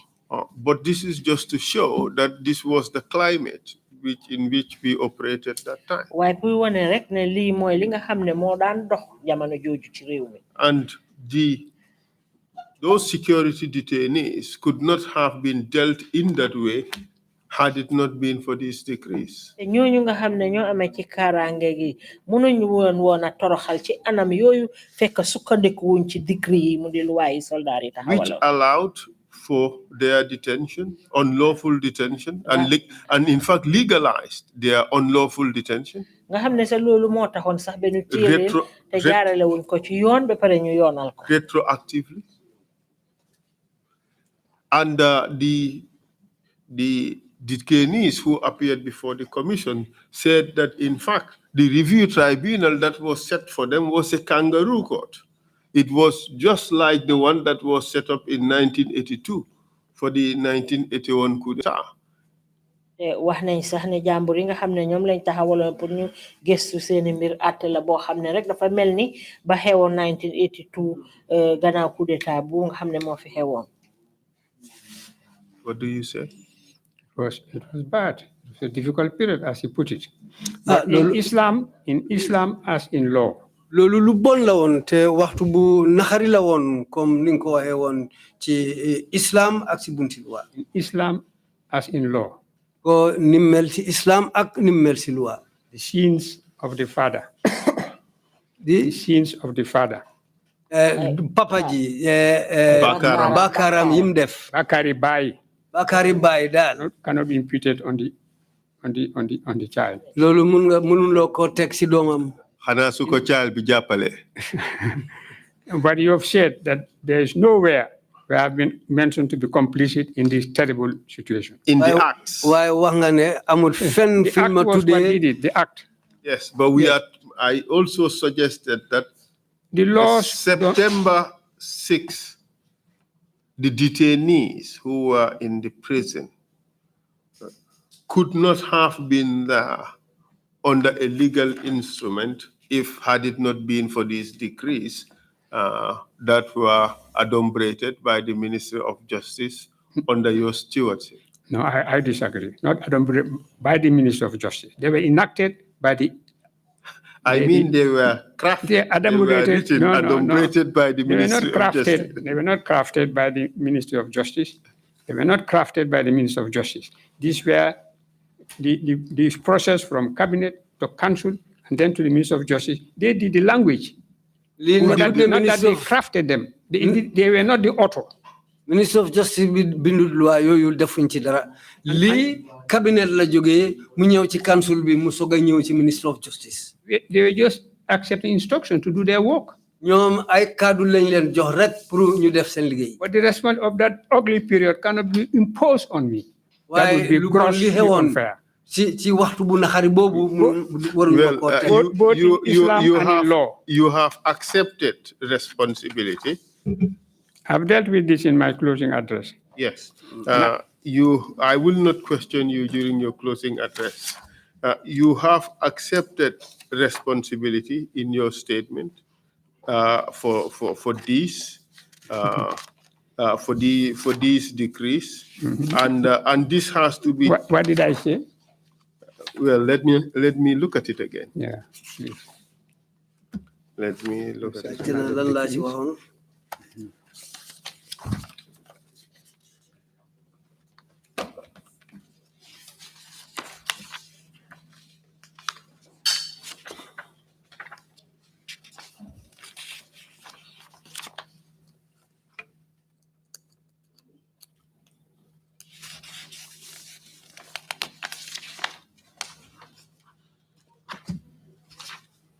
what you're both looking for is part of the record, isn't it? Yes, it is part of the record.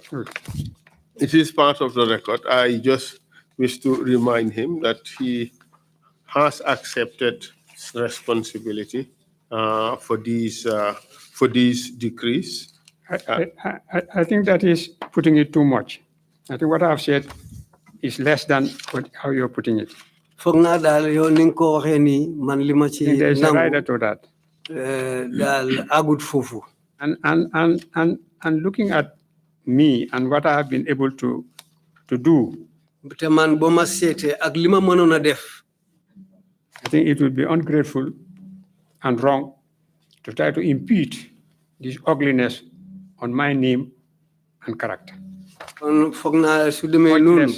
Much lu bon more li legal responsibility. ak lu ñaaw li waruñ ma koo teg ci bunti comme ni ma war liggéeyee ci réew mi ak bunti loi bi ni mu nekkoon ni ma ci liggéeyee woon.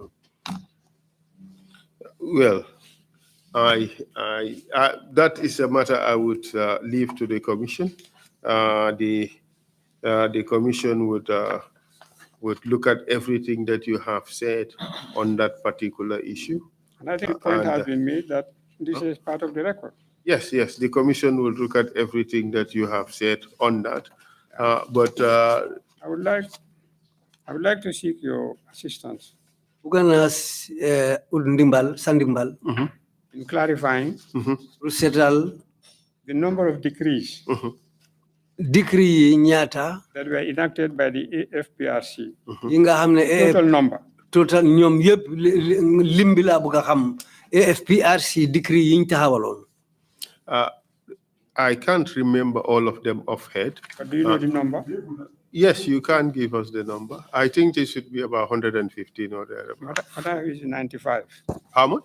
95. 95, yes. Yeah. Wow. And about 30. Up to December, up to 1996, when civilian rule came back. Yes. The 1996 foog naa yëpp daal. And about 30 were enacted before. Before that, can you tell the number of decrees that were enacted before my appointments as Attorney General? Yes, that were 4 or 5. balaa moo nekk Attorney General. Yes. foog naa ñeneent. 5 on the 10th of August. Yes. I only started work on the 9th. Yes. So I could not have been part of the 5 and 6. That's true. So that means six decrees True. were enacted before I actively took office as Attorney General. gars yi taxawal nañ Do you know decree those juróom-benn decree balaa maa Yes, jël I office know bi. them. Can we hear them? Okay. soo leen xamee nga I wax would ko. give you the list. It is the Constitution, suspension of the Constitution decree. That is decree number 1. Right? And then decree number 2, that is the National Security Service Act. That is the transfer of the police to gendarmerie. Sorry, the gendarmerie to the police. And then decree number 3 is security detention. And then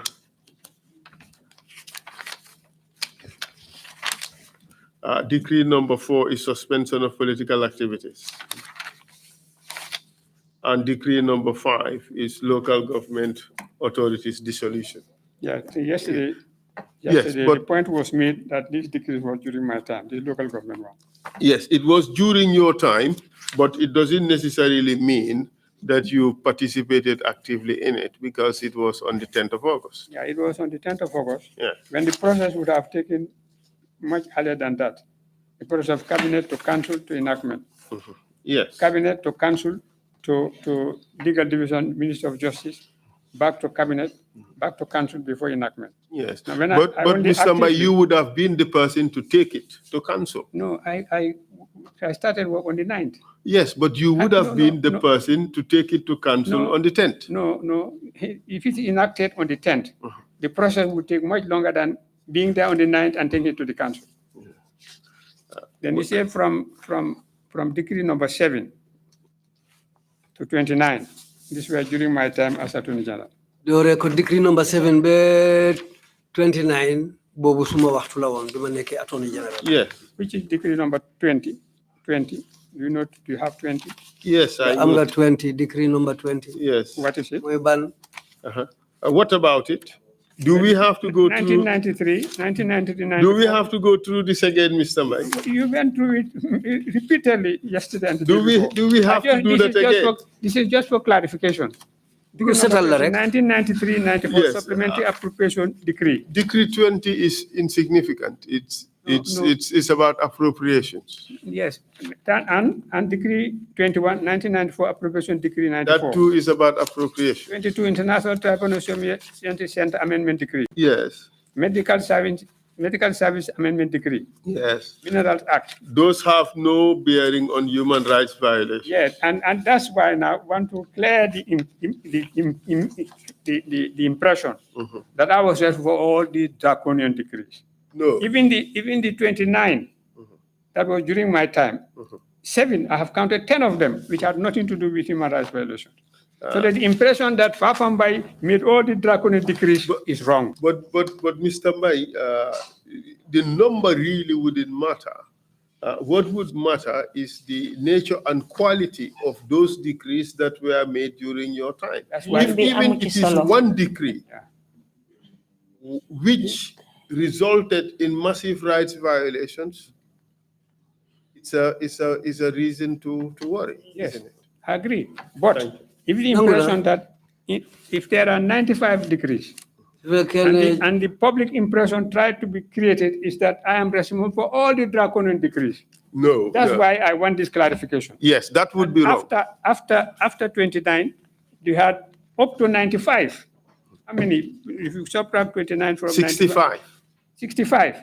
Or 65 were after when I left the Office of Attorney General. That's right. 6 were before I went there.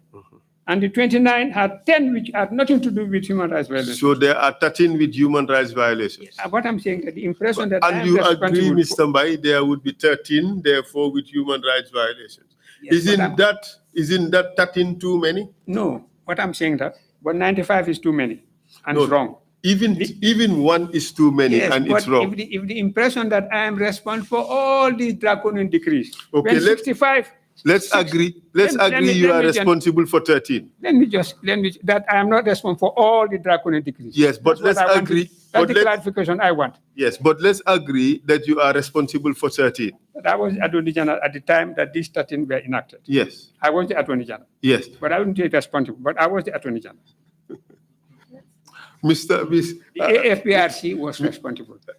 Okay, I was the let's say, but you were AFPRC also. As legal advisor, as is usually any government, but it military or civilian. But did it really matter what capacity?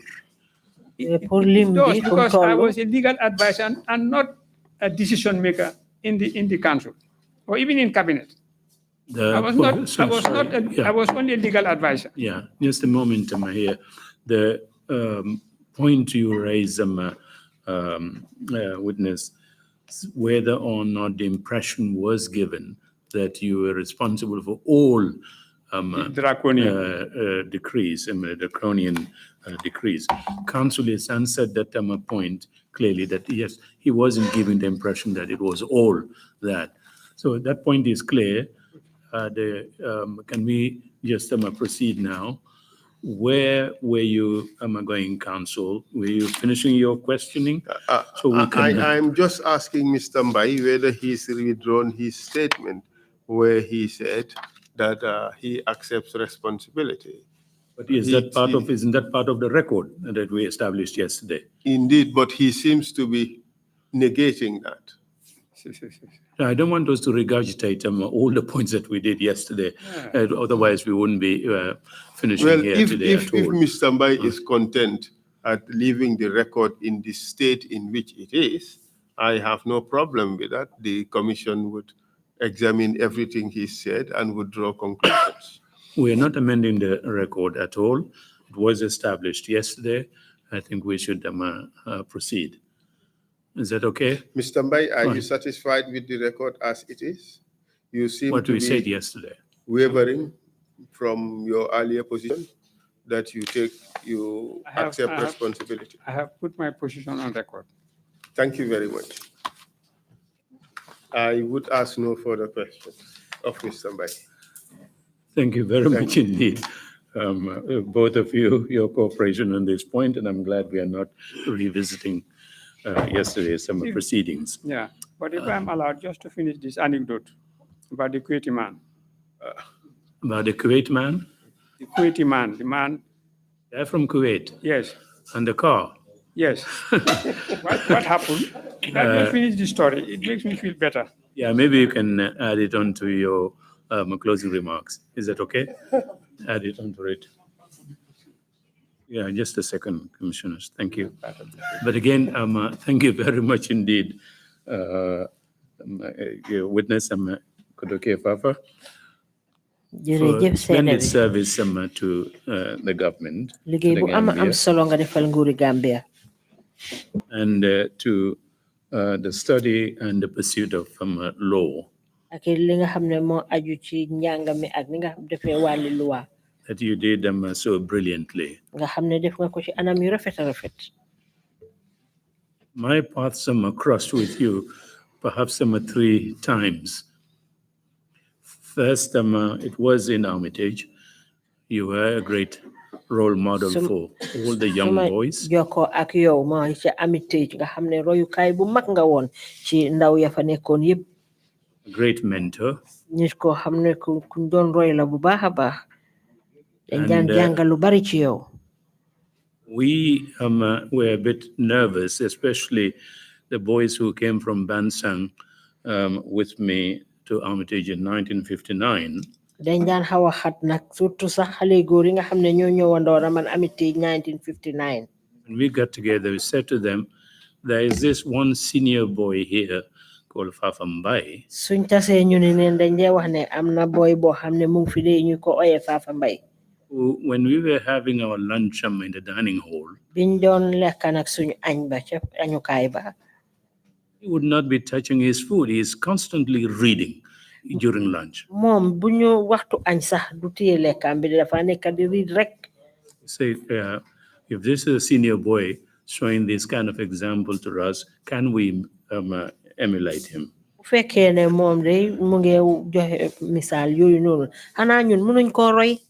But you guided us with the other senior boys who were role models for us in that boarding school. Waaye terewul na nga teete ñu yow yaa yeneen xale yu góor yoo xam ne ñoom itamit ay royukaay lañ woon ci ñun ca school booba.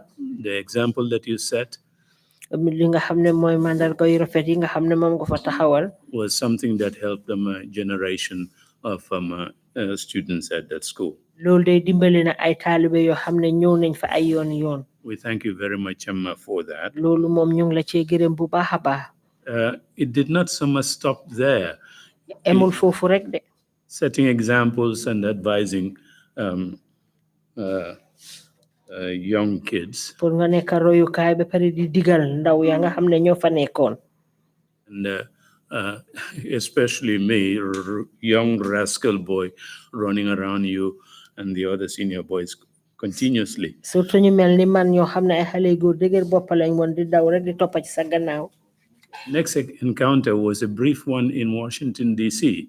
Beneen gise bi ma gisawaata yow nag mooy ca Washington, D.C. ca America. I was a student at Johns Hopkins University. maa ngi doon jàng nag ci Johns Hopkins University. You came in as a part of a program for young and future African leaders. Nga ñëw nag nekk taxawaa fa taxawaay boo xam ne bokk nga ci ndaw yi nga xam ne ñooy war a nekk kilifay ëllëg ci réewi Afrika.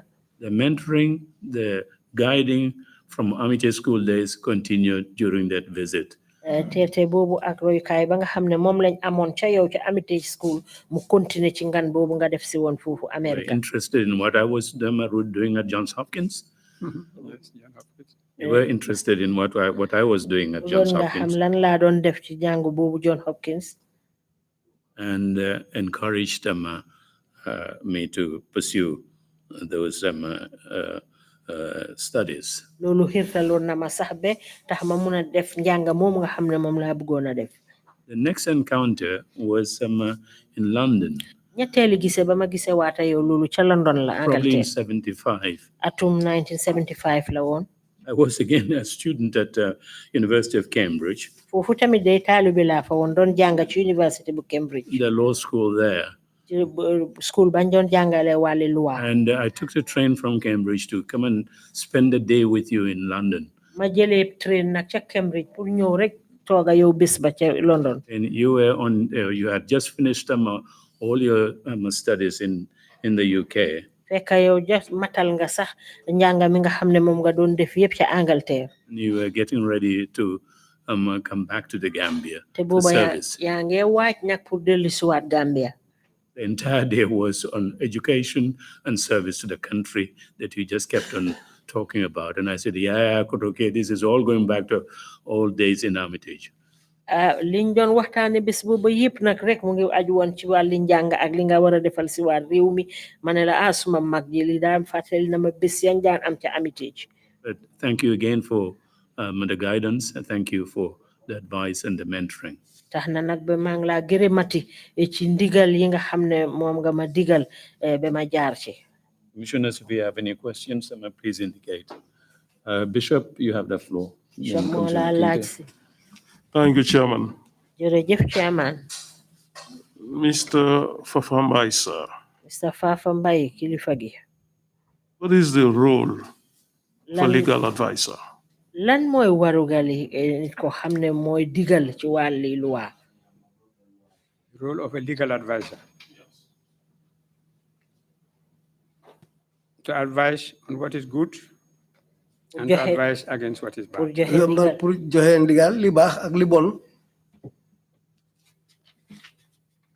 And that being the case, waaw ci kaw loolu nag. those decrees that were decided by the Supreme Council and Cabinet. Decree bi mooy loi yu nga xam ne moom la soldaar yi tëraloon ak ñooñi ministre yi fa nekkoon. Before they were sent to the Attorney General's chamber. balaañ ko jël na di ko yónnee ci office Attorney General bi mooy kilifa gi ministre bi ñu dénkoon wàlli loi. Put flesh on the bones. ñooñu nag ñoom ñi nga xam ne ñoo war a matal mbir yi sottal ko. What was your role in them? yow mii nag yow lan mooy woon sa taxawaay ci yooyu. In cabinet and in council. ci cabinet ak ci council bi. joxe ndigal rek. or chief legal advisor to the government. ma nekk jiiti. To advise on what was good and what was bad. man dama joxe ndigal rek ci lu bon suñ loolu ñëwee ak lu baax ma aidaleen joxe aida rek la mooy my role as advisor didn't include being a decision maker. suma taxawaay pour di joxe aida boobu bokkutoon pour may dogal kaddu. I used to think that my job was simple. dama doon di xalaat ne suma liggéey bi dafa yomboon. This is the law. lii loi la. Whether you like it or not. buga nga ko buguloo ko. Just I would advise a client. comme ni ma dee joxe aide sumay wax ak suma client. I was there as a lawyer, a professional. maa ngi fa woon ne comme ni lawyer ku man liggéeyam. That was why they appointed me as Attorney General in my profession as a lawyer. looloo tax ñu jël ma jox def ma Attorney General comme ni suma liggéey ni mu ko wane ko lawyer la. I was limited to advising as a lawyer. loolu moo tax suma liggéey yëpp mu ngi amoon ci may aida ci bunti loi. But not making any decision. waaye duma daan di joxe kaddu wala di But I was dogal. trying to make an analogy. si fekkee ne waxtu ñëw na pour ma doxal dara. Listening and hearing are two different things. di déglu ak di dégga duñ benn. You can listen to me and not hear me. nga ma déglu waaye fekk doo dégga li ma wax. I was listened to. dañ ma daan di déglu. I now doubt, or even doubted whether I was heard. waaye am naa ñaari xel ndax gars yi seen déglu boobu ndax li ma doon di wax gars yi ko doon di dégga. I have no doubt that I was not heard. am na xel bu wér ne ñii dégguñ suma wax. Although I was able to see that I was being listened to. waaye dama daan di gis ne ñu ngi maa déglu de. Because I knew that I was not heard. waaye xam naa ne ñii dégguñ ma. My frustration started. ci la commencé daal suma xalaat daal di yàqu seen mbir. Despite the memoranda of understanding, which was my front for accepting service. gannaaw déggoo bi ma amoon ak ñoom li taxoon ma jël seen liggéey. the experience I had, xam-xam ba ma amoon which I have tried to say a little of it. lu ci ndaw laa ci bëggoon a wax lu ndaw laa ci waxoon. Not only the personal frustrations and agony and anguish, li uteeg suma boppa suma ñàkk kontaan bi ak yeneen yu dugga suma xol yi nga xam ne daal neexuñ ma woon yooyu yëpp. but within 6 or 7 months, waaye si diiri juróom-benni weer ba juróom-ñaari weer. the way I was dealt with, ni ma gaay ñoom liñ ma téye woon liñ ma defoon. the terrible allegations of corruption and theft, ak kàddu yu ñaaw yiñ ma tegoon ne dama doon di def yëfi tappale ak sàcca. when Louis Dias paid me $650,000. bi ma Louis Dias fayee juróom-benni junne ak juróom-benni téeméer. And I went to the Standard Bank to deposit the check for my account in England. ma dem Standard Bank pour dugal xaalis bi pour ñu def ko ci suma compte bi nekk England. They followed me all the way to the bank and made those terrible publications which SSF Jones condemned. ñoom dañ ma toppoon ba ci banque bi ci lañ soog a wax kàddu yu ñaaw yooyu ba Mr Jones ñëw ŋàñña wax yooyu. But as if that was not enough, waaye comme ni ñoom loolu doyut leen. immediately coming from Umrah, ma dem Umrah di jógee Umrah di ñibbisi. 3 days from Umrah, ñetti fan rek bi ma jógee Umrah. they arrested me and kept taking me to the NIA on and off. ci lañ ma jàppa ñuy ma yóbbu NIA di ma yóbbu di ma isi. My solace waaye nag li daloon suma xel. was that less than 20 days before, waaye nag balaa ñaar fukki fan. I sat at a point at the Medina Mosque. toog naa place ci juma Madina bi. Felt that I was not 40 yards away from the Holy Prophet. ma gis ne suma digganteeg yonent bi fi mu tëdda passé wut 40 yards. ñeneen fukki meter. There was nothing that could worry me anymore. I was satisfied with that privilege that God had given me. ko loolu ma ngi amoon kontante li ma yàlla mayoon loolu. As if that was not enough, loolu tamit doyut leen. they evicted me from my property. ñu dem génne ma suma biir kër. My 3 little children. ak suma ñetti doom yu ndaw. Took everything I ever had. ñu jël lépp li ma musoon a am. As if that was not enough, loolu tamit doyut de. they kept arresting me everywhere. ñu continuer di ma téye fu nekk. Farafenni, after visiting a blinding aunt. Farafenni bi ma demee seet suma bàjjen boo xam ne dafa gumba woon. In Banjul, and detaining me when even a 90-old man could not get me bail on the deposit of 2 properties. biir Banjul ki nga xam ne dem na ba am juróom-ñeneenti fukki at mënut maa bail bi mu tegee ñaari kër. This is the experience I had for accepting on those conditions that I'll be an advisor to lead them according to the conditions in my memorandum. yii ñoo ma daloon bi ma jëlee seen liggéey te fekk balaa loolu dafa am ay kàddu yu ma nangutoo woon ak ñoom pour ma jël seen liggéey. I appreciate good work. liggéey bu baax nag man loolu laa bugga. I appreciate kind words. man kàddu yu baax laa bugga. I appreciate sympathy. yërmande laa bugga. I don't accept pity. waaye bugguma koo xam ne daal dina ma yërëm. If having listened to all this, bi ma dégloo lii yëpp.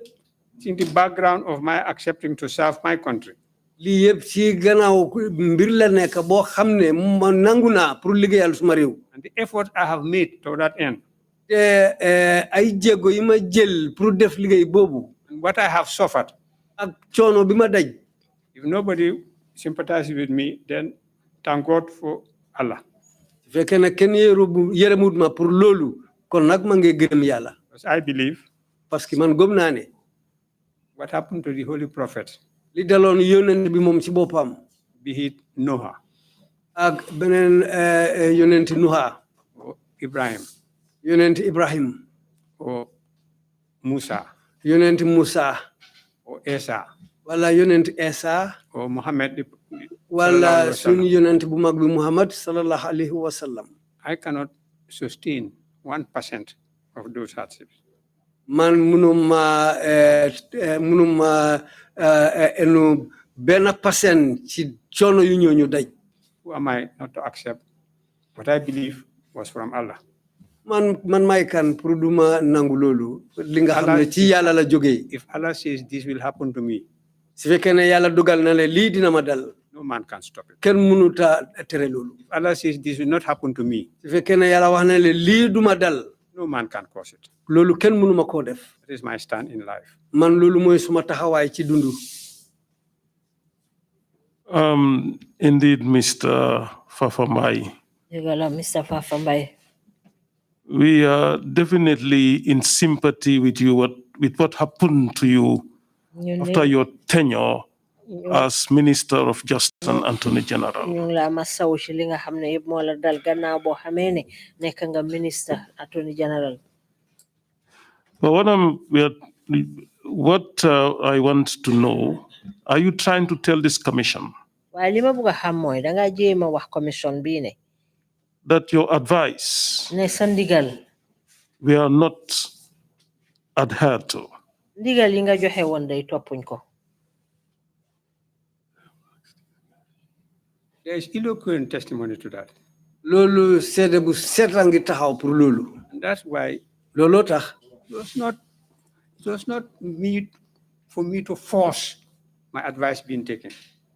nekkul ne man dina forcer pour gars yi jël suma ndigal But to explain, waaye pour wax wane to persuade, pour ma wax leen pour ñu mun a nangu to cajole, pour wax ak ñoom ci ay anam yu rafet as a mature man, comme ni nit koo xam ne xelam mat na as a lawyer, comme ni lawyer as one who believes in Allah, ak nit koo xam ne dafa gëm yàlla one who loves his country. koo xam ne dafa bëgg réewam But I was aware of the difficulty of being understood. waaye yëg naa ne am na texa pour ñii ñu mun ñu nangu wala ñu gëm li ma leen di wax Because our orientation were different. parce que man niñ ma yaroo ak ni ma màggee dafa utee ak ñoom My professionalism and their professionalism are different. suma xam-xam si wàlli liggéey ak ñoom seen xam-xam ci seen wàlli liggéey dafa utee This was the difficulty I faced. li mooy woon texa bi ma dajoon But together with the impressive team of civilians in the cabinet, waaye ak ñi nga xam ne civil lañ woon ñi nga xam ne ñu ràññee lañ woon ñu ngi ci biir cabinet and the advice and wish of the general number of very eminent people that I know love me and like me and cherish my work, were able to persuade me to accept. ak ni nga xam ne ñoo ma doon di aide pour ma jël liggéey bi ñi nga xam ne ñu ràññee lañ ñi nga xam ne bugg nañ ma ni ñu baax lañ woon ak ni ñu am xam-xam ñu aide ma pour ma jël liggéey bi And the overall factor that I'm a Gambian. te ci kaw loolu yëpp man waa Gambia la Yaya Jammeh is not more of a Gambian than I am. Yaya Jammeh nekkul ne moom a uppa pour nekk waa I had Gambia my son studying law. I wanted them to come home to a place where law could be practiced. ma doom yi jàngal luwaa bitim réew dama bëgg a suñ paree ñu ñib si ñëw si réew boo xam ne luwaa mooy dox ci réew moomu I had as much stake, if not more, for the maintenance of law and order in this country than any one of them. ñoom li ma si dal li ma doxal si mbiri luwaa ci réew mi moo ëppa ñoom ñëpp ci seet li ñoo daj No, the stake I have for the maintenance of law and order in this country must be greater than they had.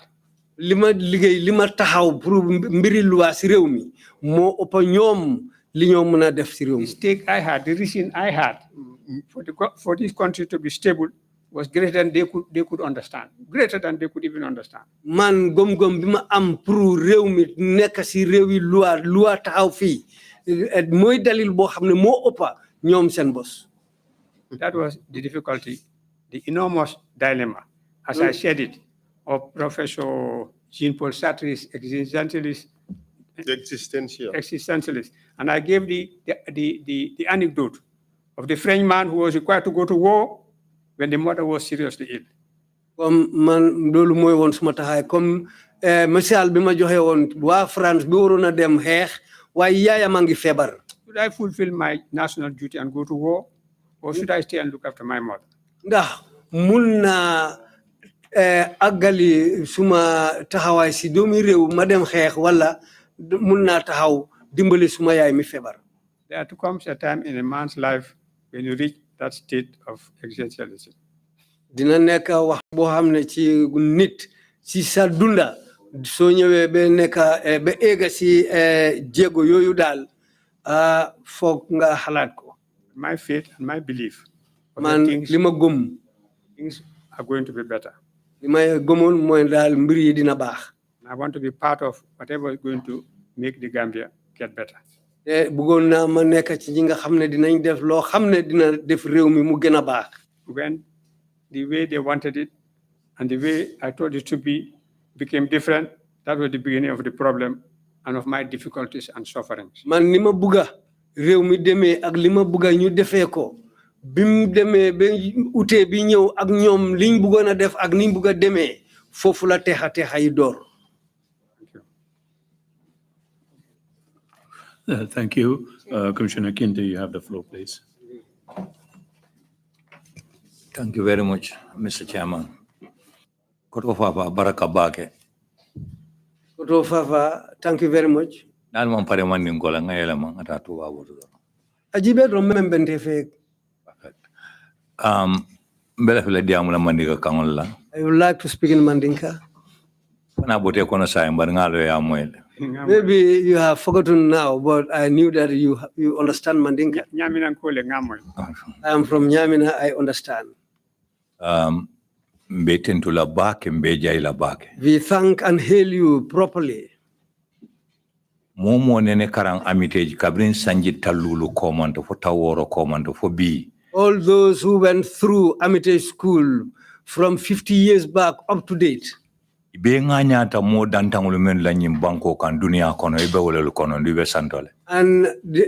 those who went to Amite, the people that they were proud of, you are one of them.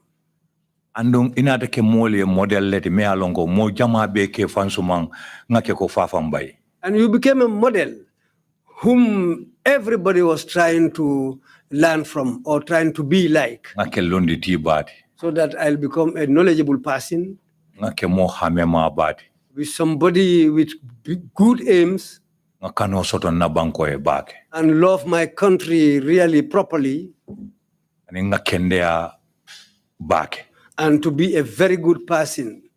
Mantare fal kultendula nyun mu fende de ngamel mo. I'm not praising you just for praise sake, but these are things I knew since I was a young boy. Andumbulate no mo amitage le nye kibarol taraje boring amitage fana nga fenjamaj. And we followed you at Armitage, and when you left also, we saw a lot of things when you were there. And tonya Gambia fanga mumo si nganya no elale. And truly, the Gambia can be very proud of you. Because you've become an instrument of measurement for the Gambia. Some came very close to it. Some are very far from it. But all their intention is to become like Fafa Mbai, or let me even be more than Fafa Mbai. We thank Allah for that, and we thank you also for that. When you were about to take this position, you said three things which were very important. It took a long time before you took the position. A lot of people came to you, talked to you, and convinced you to take the post. All those who came to talk to you, to convince you to take the position, they had their own fear. And the fear they had comes out in their talk. And you also had the same fear. However plenty there are, or however many there are, you can put them in three places. Baskets. Or in three baskets, okay. Follow. First. You know,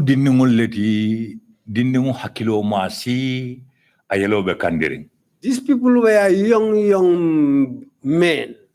And at that time, their blood was hot, and their understanding and thinking was below. Secondly, they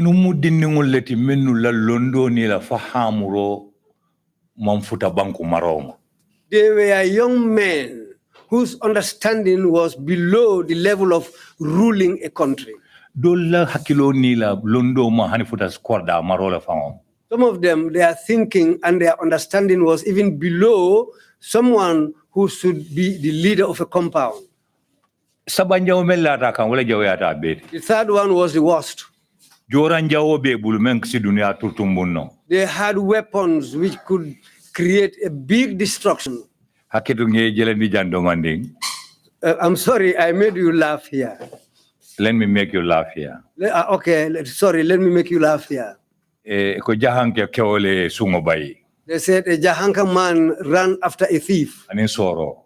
He was having a very sharp instrument. Ay soro fire fota sungulata ta boy sungo nyato. He threw that sharp instrument which went over the thief and it fell in front of the thief. Sungo ngabata ay soro sika. Then the thief man picked up that instrument Ele mata jahanke kewkam. and he turned against the man who was running after him. Kay joranjawo bali be bulde kananyo fight. And the man said to the thief, you have a very dangerous weapon. Don't throw this at me. Wala munyinti ko jorango membe nyunu bulu wala ila ko fon kole ande bake. That's the reason why the weapons or the instruments of destruction they had, that's what made their things very dangerous. Bri wakil tanala. When you agreed to come and join them, Ye fankanta sartol landi. you decided to put in place certain things which are things that you hope to go back on. Alko tubabu kaunto memorandum of understanding. That's what they call as memorandum of understanding. Then we have to agree to that if you want me to take this post. Now,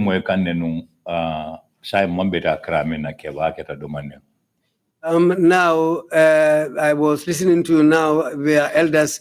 I cannot keep everything in mind as it is.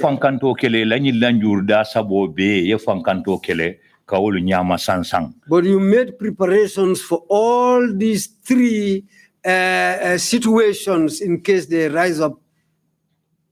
This is what the agreement was between you and them. Well, according to how I hope things, you have a clean heart, and the love you have for your country, that's what pushed you. That's what made you agree to take the post, but you made preparations also. How I saw things. You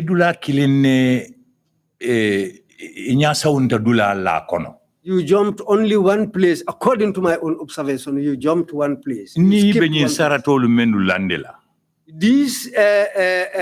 agreements that you put in place with them.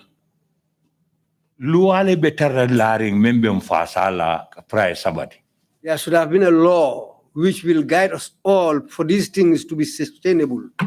In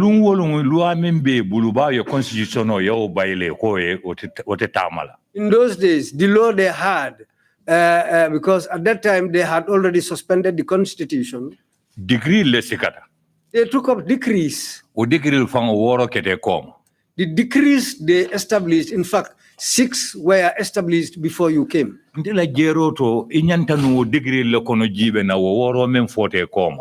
Well, according to how I see things, those 6 decrees which were established before you come, you should have looked into them. And those which were established during your tenure, the areas that were going to be used for human rights abuses, wherever you see those things, it shouldn't be like when we are meeting, just to give advice. You should have taken a red pen to mark those areas. And you should have refused and tell them, well, this area, let's look at it properly, or let's annul this area. And luckily, lead counsel the time lead counsel was saying this, Sembo Beje Yemendi Tela as Attorney General and Minister of Justice. There was and a level of power which was given to you as Attorney General and Minister of Justice. Ko ite doro nesi amendment keno yung constitutional. Saying that- Yung degree la. Saying that you were the only person who can do some amendments in those decrees. The schedule to the decree. The schedule to the degree. Yeah, the schedule to the decrees, yes. Oto wayati na ko neng atra kome nyaman saungala. Well, if it had not been that you skipped, your eyes skipped those areas, Ni oma doron kufulal betara lari. if you have touched those areas, there would be two things. Sembo nyimben telebulu afelen komba fola ngafo. I have the power and I want to say it and I have said it. Ninga mamoy doro woto be yoti kaneko. If they didn't take it, then they are just fooling me. Yeah. Andu ni yoti moya tata nyato doron lanjuro be sotolaje. And if that fooling should go ahead, then there will be a problem. Iko nyetel tama tarantante. You're telling me that I own this thing when it is not given to me. Odete fen volante ko be mendila na warebe menkela nye warela tan na men na beso na men. Then you will not tell me anything that I will accept or that I will believe. Fulanjang. Secondly, Inata pare lua ninkulu keta hani degree kono hani sojar man sakunda ngamra minata ninte nyapila nyoka kanyo dete adiata nyanyame animal farm. in a military ruling, if we are not going to fall on each other and use power just like in the situation of an animal farm, Oto luale bentam sambalad. then we should go by the laws. Aluala jawe anyana la beti anyala ben sambanya fala. Well, the bad way of those laws or the good ways is the way that we are going to follow. Andu lualu katama kiti bundal. And those laws they work in the courthouses. Ngamira isa unta nyindula fana njibe nale ko kiti bunda te sotola men sito lanyin lualu balano hanning ito nyale bebul. And I think you also skipped that area where they said that there will be no court which will refuse our decrees. Wala munyinti hanning nga wuli yale fa be kala to nyalti diakuya kiti bunda ta to nyandi non. That means even Ta wuli andi non. even if we tell lies, there will be no courthouse which will overturn it and reveal them as lies that they are. Andu hanning nga bala firimu nin kilimbali yake. Even if we do anything by power and just what we want, Kiti bunda te sotola memba untola bala firimu yitandi non. there will be no court or law enforcement agency which will show that we are doing this just by force. Otom koto tonya ntenga menje wala munyinti nyuni yetela memorandum jamfale bring alisilum folola inya saundala. Truly, then I think, my elder brother, these people betrayed your memorandum from the first day that you sat with them. Amandianak Well, it is not nice. bariyaje nga jairo membe kela membe watabe bunyala katamba bela. The way we thanked and hailed you, what will be more than that? Wala mun jannin karobe kilim fula saba kela surtout November nata menketa September ngotu jeba November fana nata ye menke banko dingol la jang inyala. If that is the way, 2-3 months, much more. In September, we forget that, but in November, what they did to the citizens of this country. Ninte munumbalo na konyunu la jamfa mtebono la kono ndunsidunga mantoro kono nole but already banku di jamale ba mantoro kono andu nyun be mele nyame ala le odango la mantoro sura nole de wotonte be bulala. Had I been the person in that position, I would have realized that these people have betrayed me, and the hardship and the sufferings that they are going to create for these people, well, it is going to be doubled, and nobody knows when these people are going to give up power. Iko jawara nyola maralo kuriata atapale warta nakaro warta. He said Jawara's regime was full of corruption and bad things. Nga wole bondije mbe maral kutole sambala nam. We removed that one and we are going to put in a new system, Membe tilinna which is going to be just. atetapalela. There will be no corruption. Barsa ni te kawal foko hanni luwa ko maben diaku ya ngaben. Itenge tapala osordal. How can you then say that even if I do wrong and the law says that I have done wrong, then it is not going to be accepted, that's going to be taken as the truth? Then What is that? Oto kabiru watu la koita ko itete tonya tamande la ndu itete tilinna andu ibe khala kirole kela. Sako joranga bebulu. If I am the person in that position, from that moment, I will know that this person is going to create havoc in this country. He will not be ready to compromise. Much more, this person is in control of the arms of this country. Anunte nunu ninkibar bundali ente nyine ngamba fole na hu boroma me follow. And if journalists should come to ask me, I will tell them, well, we've just started. Oto mba kanne follow. We are just starting and we are just going. This is something new. It is me and these young men. We are just trying. But I will not balance them with the former regime and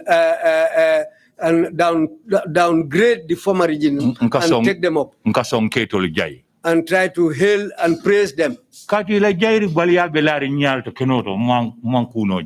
Because to the lack of praises, what they did, I'm seeing it and I cannot do anything about it. If I cannot remove myself from there, there will be no reason that I will take to put myself inside there.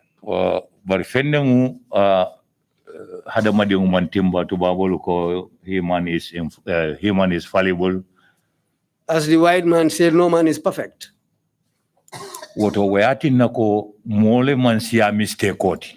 That's why people are not more than mistakes. May Allah forgive me, but even former great men or even former prophets, some of them has made slight mistakes. Because of that, some said they cannot come and stand in peace missions. But you can also make mistakes. That doesn't show that somebody will belittle you in this country because you are somebody whom people can be proud of. But I want in your discussion, if it is part of it, if it is there, okay. If it is not there, okay.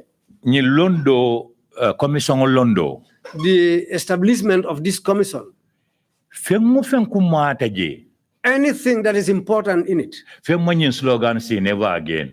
There is nothing more than this slogan, never again. And I'm happy, and I'm very happy. You yourself pointed to it. But never again. But if we want to attain or sustain or that never again, we have to bring out the truth.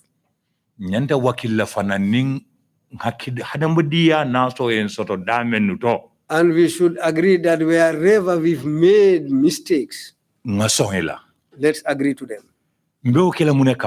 Why we have to do that? We want this to be a school so that it will never happen again. That cannot happen if we didn't establish it. That will not happen if we refuse to agree to our mistakes. And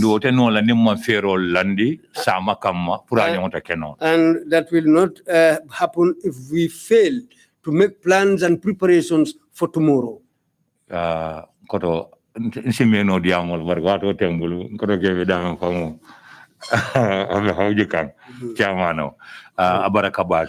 you very much. I thank and hail you. Thank you very much. Was that a question? Sorry, would you want to hear more questions and then take them all once or respond them to each question or remarks as we go on? I leave that to the chairman.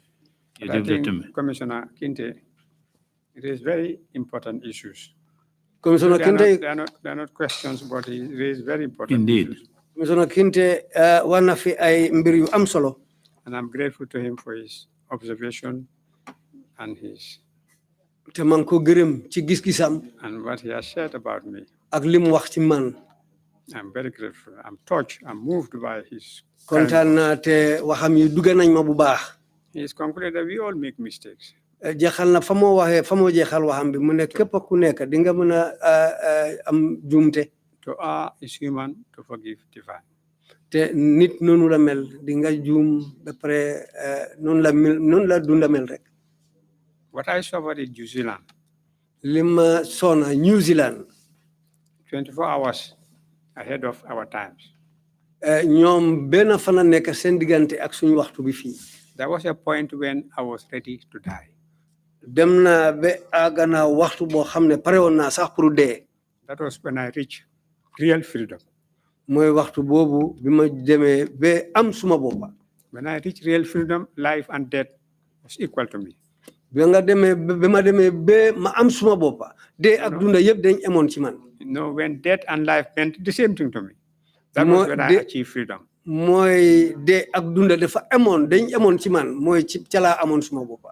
But I had thought wrongly, perhaps. Wrongly, I would say. xalaatoon naa loo xam ne daal dama juumoon. That the country had reached a stage where we are soldiers. That I am a soldier trying to rescue my country. dama xalaatoon ne réew mi egga nañ place boo xam ne ñun soldaar lañ te dañ war a fexe génnee suñu réew taxawal suñu réew. People have gone to war for lesser causes. nit ñi dem nañ xeex ci ay mbir yoo xam ne ñoo gën a tuuti loolu. For lesser cause, for lesser than the cause I believed in. li nga xam ne moo gën a néew comme man li ma gëm. People have died in causes not greater than the cause I had at the time. nit ñi dee nañ li ci ay mbir yoo xam ne ëpputoon man li suma gëmoon li ma gëmoon. And I'm an optimist. I always believe that it could be better. te man suma gëm mooy woon lu nekk dina gën a dem ci kanam dina baax ci kanam. I had imams who spoke to me and persuaded me. ay imam ñëw nañ waxamaan pour daal ma jóg jël liñ ma doon di wax. Imam who visited me at Fajara Hotel and said they've never entered a hotel. am na imam bu ma fekk Fajara Hotel mu ne musuta dugga hotel. And these are highly respectable people. te ñooñu nit lañ ñoo xam ne ñu am orma la si réew mi. My brother in the village, the only brother in the village. suma brother koo xam ne daal kooku rek laa am ki nekk si dëkki kaw gi. Didn't even know. xamutoon sax li xewoon. Didn't even know what was happening to me. xamutoon sax li doon di dox. When I joined when I was appointed Attorney General, it was announced. biñ ma jëlee Attorney General ñu wax ko génne ko si ay xibaar. He came. ñëw na. And said you should have studied agriculture. mu ne ma yow mbir mbéy nga waroon a jàng. Not law. waruloon a jàngal waa. You don't belong in Banjul. mu ne ma yow doo waa Banjul. You come from the village. yow ci dëkki ko nga jógee. They did it to you before. defoon nañ la ko. Only God save your life. yàlla rek moo la muccaloon. Why would you risk your life and work as a lawyer, even as a lawyer, much less Attorney General of a military government? lu tax léegi ngay teg sa bakkan di liggéey lawyer mu nekk place boo xam ne mooy Attorney General. I agreed with him. nanguloon naa comme li mu wax de. It was an agony to the whole family, even before my suffering started. suma njaboot yëpp kenn buggu ci ko surtout sa balaa coono bi di ma dal ñoom bugguñ ko woon. But I cannot change my destiny. If Allah says this is going to happen to me, I cannot change. waaye mënuma wéy ci li nga xam ne mooy ndogali yàlla. After all these sufferings, when this Trrc started their hearing, at the day it was inaugurated. ci gannaaw coono yi ma daj yëpp ba Trrc bi biñ ko taxawalee bés biñ ko dooroon. I met the executive director, Baba Gale Jallo. ci laa dem gisee njiiti liggéeykaay bi executive director Baba Gale Jallo. I told him I'll be the first one to appear as a victim. ma ne ko man may nekk nit ku njëkk koo xam ne dinaa ñëw wane suma bopp nag man nit la ñi nga xam ne ñoom ñoo ci am coono. I discussed it with my brother. ma wax ko ak suma brother. Munema. he said to me. lu dal jambi mu ngi joy ko ci suñu borom. Whatever happens to a human being is from our creator. Natu dafa am de. Well, destiny is existing. Natu yi teg yonent yi xaju ci doomu adama. What happened to the prophets is too much for an ordinary human being. So dama ñëw pour wax la ne. So I came to tell you, nanga nangu ne nattu bi yalla la ko tek ben doom adama yalla mo la ko tek accept that it is only Allah who destined this for you. Nobody put it on you. ben tooñ nga mbinde fi yalla yalla di la ko ciaw fi mo gën mu If you offend a human being here, if Allah decides to punish you for it in the world here, that's better than the punishment in the hereafter. mba yalla nga test sa ngom sa tawakkal tu fan la tol. Well, Allah is testing your belief where it goes, where it ends. Mba li lu metti. However painful this is. Teñ la rek bu teñ la ci lu bax li ñew. It is just something that you put on your head before putting the load on top of it. Parce que urus, because gold, balañ ko couleur, before they color it, dañ koy lakk be impurity ci genn. They have to burn it to remove all the impurities. So nangone natt bi yalla la ko tek. If you agree that this is destined by Allah, c'est ben la ci ñett yi motax. And it is one of these three things, that's why, kon ding ko jall.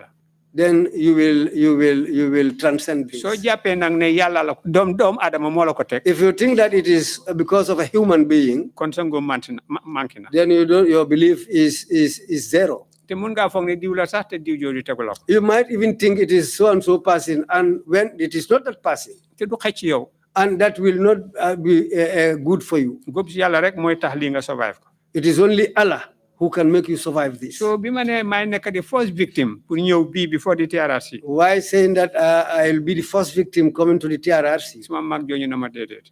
My elder brother said no. Nga ne nangone nat yalla la ko tek. You said you agreed that it is Allah who destined this for you. Na la lolu doy. Let that be enough for you. Delo nañ la sa kër. They have returned your property to you. Te aduna sax ben tabax doyna. And in this world, one compound is enough for a living. Ben tabax doy. One building is enough for a living. Bamel. And that's the grave. Am na ñu bari jotuñ seen kër yi. There are many people who are unable to get back their compound. Am na ku sampataxe ko mu joru. People have built story buildings that all fell down. Am na ku sampataxe ko fananut fa sax de. And people have built story buildings here before even sleeping there, they died. Ña nga am njaboti góor. You have a family of males. Ñu ñara barke. Let's pray for. Ñu nara barke. And those people, we have hope that they will have. Njaboti góor seen barke coono la si waajur dem waaye moo baax de. Well, if you have males in your family and Allah gives them the power to become good people, that's very good. Bul dem TRRC bu fa dem. He said, don't go to the TRRC. Nga dem taxaw foofu. Go and stand there. Di wax sa naxar. And start to talk about your what you don't like. Sa jafe-jafe yi. What happened to you, your problems. Sa natt yu metti. And the hard things that happen to you. Sa noon di la gis di si kontaan. Your enemies look at you and become happy because of that. Sutura sa bopp moo gën wuñi sa bopp. To remain in secret is better than to reveal all what you've gone through. Waaye suma doom yi. But my children, papa di nga dem de. They said to me, Father, you have to go. Demal nga wax li taxawoon nga nangu. Go and tell the people why you accepted this post. Nga wax li nga fa daj, li nga fa def. And tell them what happened to you there and what you did there. Li nga fa daj ak li nga fa def ak li nga fa daj. What you did there and what you encountered there. Parce que léegoo-léeg nga teseeg nit mu wax lu ñaaw si yow. Because sometimes you will meet with somebody, he will say something very bad about you. Fekk xamul li xew de. Because that person doesn't know what has happened. Nañ nit ñi xam li xew. Let the people know what has happened. Yow lu moo tax ma wax ne damaa ñëw TRRC to set the record straight. That's the reason why I agreed to come to the TRRC to set the record straight. Ak ci suma experience, ak ci suma nattu ak suma jaar-jaar yépp. And in my experience and destiny and all that I went through, xëy na am na ñoo dinañ ci jàngee. And some people will be able to learn from you. Just as the chairman bi wax. Just as what the chairman said. Di ko dalee Amity School. From Amity School. Be Washington. Up to Washington. Be London. Up to London. At yu bari la. Many years. Waaye fu ñu fi tesee rek. But wherever we meet. Mu jàngee si man. He learned something from me. Royuwaay la. I'm a model. MD Salla. MD Salla. You don't. Suñ principal. Suñ principal Amity School. He was our former principal at Amity School. Dama bëggoon ba may ma doomam. He liked me so much so that he gave me. Dama óolu woon mu yaakaar ma mu bëgg ma. He trusted me, he liked me, and he had hopes on me. suñ demaan holiday ci nawet When we go for holidays in the rainy season, man feeg daane wuñ suna yi duma dellu amité school dina ubbi 1 month maa ngi wattu suna well, I will not go to the school until we finish harvesting the sooner coups. yenn moo daan jël moto commandant mu ñëw jël si ma Sometimes he will take the commissioner's vehicle and come and pick me up. kere bañ waxee si réew yu ñaaw yi wax biñ ma fekkee Standard Bank may déposé si woom ni ñu wax yu ñaaw The day that they came after me to Standard Bank when I was depositing my money, and the bad things, the advancement things they said about me, dafa yuuxu mu dóor tabula bu ne du dëgga he shouted and hit his table and said, "It is not true." du suma taalibe Fafa Mbai No, that's not my student, Fafa Mbai. te ci yëpp wax nañ ko ñëpp wax nañ ko And all the teachers said this. doomu adama laa nag I'm just a human being. suma accepté woon li ma suma broda wax man nangu lii la nattu yàlla la Well, if I accept what my elder brother told me that this is destined by Allah, kon duma ci mucc then I would not have survived. waaye nag But sant yàlla thanks to Allah, suma njaboot gi my family, macha allah thanks to Allah, vindicate nañ ma they have mboolem li ma vindicated doon me. jéem ñoom dabul nañ ko Whatever I have been trying, they have doubled it. man dëkk bi ma jógee Samba ëpp ñetti kër fanweeri kër The village I come from is not more than 30 compounds, Samba. waaye yàlla yóbbu na ci Gambia region si yëpp But yàlla yóbbu na ma si region si Allah yëpp has taken me to all the regions in the country. ma am fa cëri kilifa cëri talanga And I had the respect of an elder and big respect. ñu yónni ma jàngi They sent me to go to school. ma jommal tubaab yi And when I went to land in the white man's land, they were all amazed by what I did. ndax loolu ndam la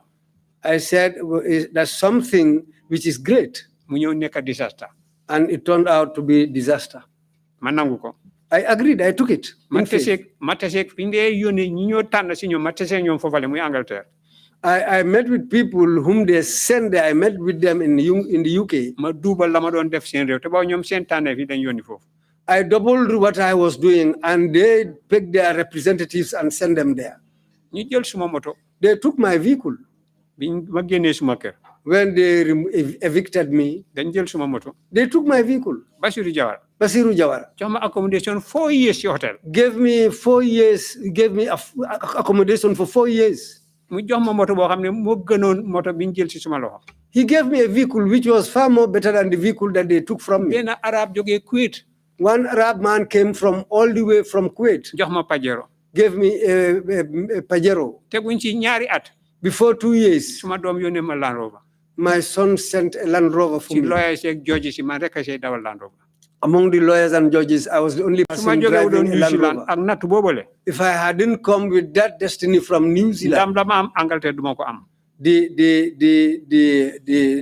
win that I got in UK, I wouldn't have reached that level. suma nangu doon natt boobu ñu génne ma suma kër jël suma moto If I didn't agree to the destiny which made them evict me from my compound, duma am accommodation in a hotel ñu ma defal everything I wouldn't have that. everything ak moto sax yëpp ma mel ni prince ci hotel bi I wouldn't have been able to get that accommodation in the hotel when they were doing everything for me, and later on, they gave me a vehicle. biñ jëlee suma poso bi When they took my Peugeot, ma am R21 I had an R21, am Pajero and I got a Pajero, am Land Rover and I got a Land yëpp Rover. di park ci kër gi All were parked in my compound, sant yàlla thanks to Allah. Thank you. Deputy Chair, you have the floor, followed by Imam Jallo. Thank you, Chair. Yes, sir, thank you, Honorable. My question is of a different slant. Man suma laajte nag ci beneen fànn lay jublu. The AFPRC came in on a ticket of probity, accountability, and transparency. PRC ñoom bi ñëwee dañ wax ne dañoo ñëw pour def loo xam ne dafa leer ci jaxaran lu ñoo def ñu jaarale ko ci yoon. In your testimony, you've described a scenario yow nag ci say kàddu wax nga fi when under the guise of tax collection, ci jamono ji nga xamee ne ñi nga xam ne ñoo di dajale ay naama. the executive illegally collected monies from innocent Gambians njiiti réew mi jël ay xaalis dajale ko ci ay doomi réew mi and diverted these monies into their own use. jël ko nag toxal ko dal di ko jëfal seen boppa moomale seen boppa. This is a stark departure from the principles that they were espousing about accountability, transparency, and probity. li dee jéggi na yoon wi nga xam ne ñoom bañ jëlee réew mi loolu lañ doon wax ne foofa la ñoo jaar. What would you call this? no mun a ooyee loolu. Daylight burglary. mooy sàcc diggi bëccëg. Thank you. jërëjëf. Thank you, Imam Jallo. You have the floor. Witness, seede bi. I think I have known you much longer than most people in this room. man de foog naa ne li ma la xam moo gën a yàgg képp koo xam ne nekk na fii ci biir néeg bi. It was in those days when you were courting your wife, Fatou Touré. ci jamono boobu nga xam ne yaa ngi ngoro sa jabar Fatou Camara. We all lived in Grand Street at that time. ñun ñëpp nga dëkkoon Grand Street jamono booba. In fact, you encouraged us to register with the Rapid Results College to get the opportunity I have today. ndax am yow sax yaa ñu xiirtaloon ba tax ñu bindu collège ba tax li ma am tey man mii ma mun koo am. Remember, there are people like Sidia Sanyang, late Sidia Sanyang. ko fàttale ko ñu mel ni dem si yàlla Sidia Sanyang. Your friend Ablaye Mbake, late. sa xarit dem si yàlla Ablaye Mbake. The previous Secretary General of the Gambia government, Sarah Jangha. ak Sarah Jangha mi nga xam ne nekkoon na Secretary General ci nguuri Gambia. I remember when we went to Gambia High School to do the exams. bañ demee Gambia High School pour jël suñ nattum xam-xam. The boys were laughing at us. xale góor yi dañu doon ree. Paa yi dañ def si exam. ne paa yi ñoom dañ ñoo jël si exam. I would like to thank you for that. yow de maa ngi la ci gërëm bu baax. My questions now. léegi suma laajte yi mooy. Our issue is not what people are saying out there. suñ mbir day moom du li nit ñi di wax rek ci biti. It's very unfortunate if anybody says anything bad about you out there. dina doy waar daw yaram nag bu fekkee ne nit war naa tollu fële ca biti di wax I sympathize with you for all the hardships that you went through. maa nga mastaw bu baax nag ci mitit yi nga xam ne yépp moom nga jaar. All of us have gone through the same system. ñun ñëpp day ci benn anam boobu lañ jaar. Anyone who wants to succeed, you must be seen as a person who should be suppressed. képp koo xam ne rek bugga ngaa jëm kanam dañ laa gisee ne daal dañ la war a noot. I congratulate you for your belief in God. maa ngi laa ndokkale nag ci gëm gi nga gëm yàlla suñ borom bi. And the provisions he has made for you. ak li nga xam ne moom la yàlla suñ borom ba defal.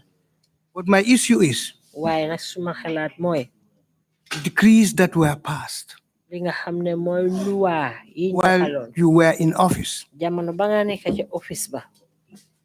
You seem to say that there is you allotted them into two compartments. dang ko xaajale ñaari fànn.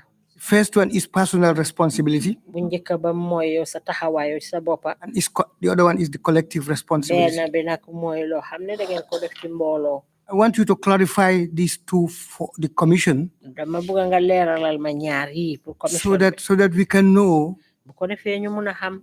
how to attain to the possibility of knowing what exactly transpired. ndax ñu mun a xam nag sa digga lan moo dox.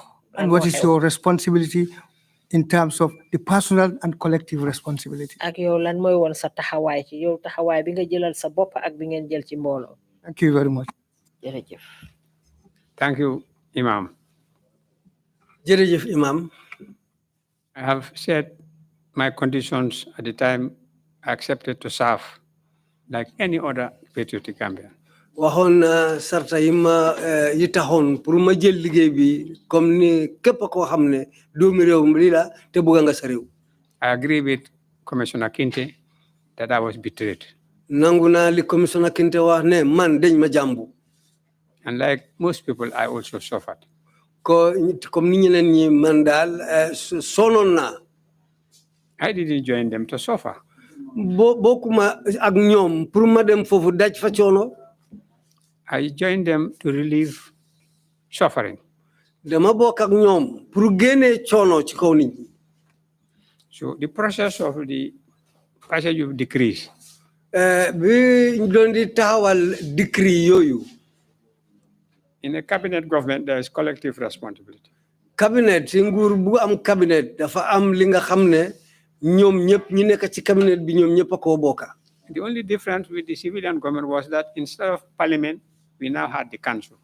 Lim ute ak nguuri civil mooy nekkul parlement de waaye council la ñoo am nekkul nekki député yi waaye ñoom council la ñoo am. The functions of cabinet, whether civil or military, remain the same. Li cabinet di dox muy nguuri soldat wala nguuri civil yëpp benn laa nekka. And every minister with a portfolio and certain responsibilities. Ministre bu nekk am nga liggéey ak la nga war a doxal. If a particular issue arises from a particular ministry, su fekkee ne am na lu jóg ci bunti ministre boo xam ne ñoom ñoo ko saytu. which has to be dealt with, li nga xam ne dañ ci war a def dara. that particular minister would come with a cabinet paper. Ministre boobu ki nga xam ne moo saytu loolu dina ñëw ak kayit pour cabinet. Which will be discussed in cabinet. Loolu dinañ ko waxtaanee cabinet. We all have equal ideas, contributions to make. ñun ñëpp am nañ ku nekk nga jox sa xalaat yokk ci dara. But unlike a club, waaye dafa comme ni dafa ute ak mbootaay club. in cabinet we had the principle of collective responsibility. Cabinet nag boobu moom la fa da taxaw dafa mel ni yéen ñëpp a ko bokka. When we leave cabinet, soo jógee cabinet, and the issue becomes popular or unpopular, mbir mi génn mu nekk loo xam ne nit ñi bugga nañ ko wala bugguñ ko. if it becomes popular, su fekkee ne mbir la boo xam ne neex na nit ñi. the particular minister cannot take the credit. Minister bi ko saytu moom kenn du mën a jël tur bu neex bi. If it becomes unpopular, su fekkee ne tamit mbir la boo xam ne nit ñi bugguñ ko. all other ministers cannot say A is responsible. yeneen ministère yi duñ mën a wax ne diw sangam moom la de. Because it's collective responsibility. parce que ñoom ñëpp a ci bokkoon. When it passes cabinet, su passé ba mu passé cabinet. it goes to the council. dafa dem ci council bi. Like a legislative body. ñoom ñooy mel ni comme ni bunti néegi député yi. And then it is discussed. ñoom dinañ ci toog waxtaan. In my role as a cabinet minister, kon moom taxawaayam comme moom it ministre la ci cabinet bi. what to say my opinion, pour mu wax moom xelam. in my capacity, ak ci bunti taxawaayam. as a lawyer, comme ni lawyer la. chief legal advisor. moom mooy njiit ci ñi nga xam ne ñooy joxe ndigal pour affaire loi. When we go to the council, suñu demee council. I also give my advice. foofu tam dina dee joxe ndigal. Now, that is where the problem started. foofu la texa bi dooree. Because if they listen to me and say, and didn't reject my advice, suñ ma dégloo te bañuñ ndigal bi ma leen jox. that is, they have listened to me. loolu dafa mel ni dañ ma déglu. But when the results come, it would appear that they didn't hear me. waaye suñ demee ba gis ñoom lañ mujjee def dafa maa war ne ñii dégguñ ma. And it becomes very agonizing. te su boobaa daf dee nekk lu metti. The only thing I could do is to discuss it with my staff in the Ministry of Justice. Léena li ma ci mën a def mooy ma waxtaanee ko ak suma liggéeykat ñi nga xam ne ñoom ñoo nekk ci suma bunti liggéeykaay. Or to discuss it with my fellow cabinet ministers. wala ma waxtaan ko ak suma beneen naataango yi nga xam ne ñu ngi ci cabinet bi. And invariably, te comme ni yéen ay ni mu dee utee. invariably si gën a bari. comme ni mu dee yéen ay si yoon yu bari. with the Secretary General. ak Secretary General. Because he was closest to the council, to the chairman. parce que moom moo gënoon a jege council bi moo gën a jegoon chairman bi. There are times when we were able to disarm certain intentions. dafa am ay yenn dañ dee fexe ba wécci ay jubluwaay. There were times when the council would meet and make their decisions without us. Yéen ay council bi dañ dee dajee wax ba dogal fekk ñun yëguñ ci dara. There are times when we meet in the cabinet waiting for a council meeting and they take 2 hours to come. Yéen ay dañoo dajee ci council meeting ñu toog dina dem ba ñaari waxtu ba balaa gaay di ñoom they just appear say no council meeting. ñoom yéen ay sax dañoo ñëw taxaw rek ne ndaje du am tey. They did that even in cabinet meetings. loolu sax dañ ko daan di def si ay ndaje pour cabinet. When Aja Satang Jah would say chairman yi jàmbur di meeting di. Aja Satang Jah always tells me, well, somebody's brother, this is very painful. ñu toog fii di xaar ñoom ñu nga toog rek di wax seen wax. We have been sitting here for so long waiting, and they were sitting there talking amongst themselves. Some will say, well, they know that we are here waiting. Let's sit and wait for them. There was one time when I went and met them inside the chairman's office. There was a tree. One of the branches came all the way into the office.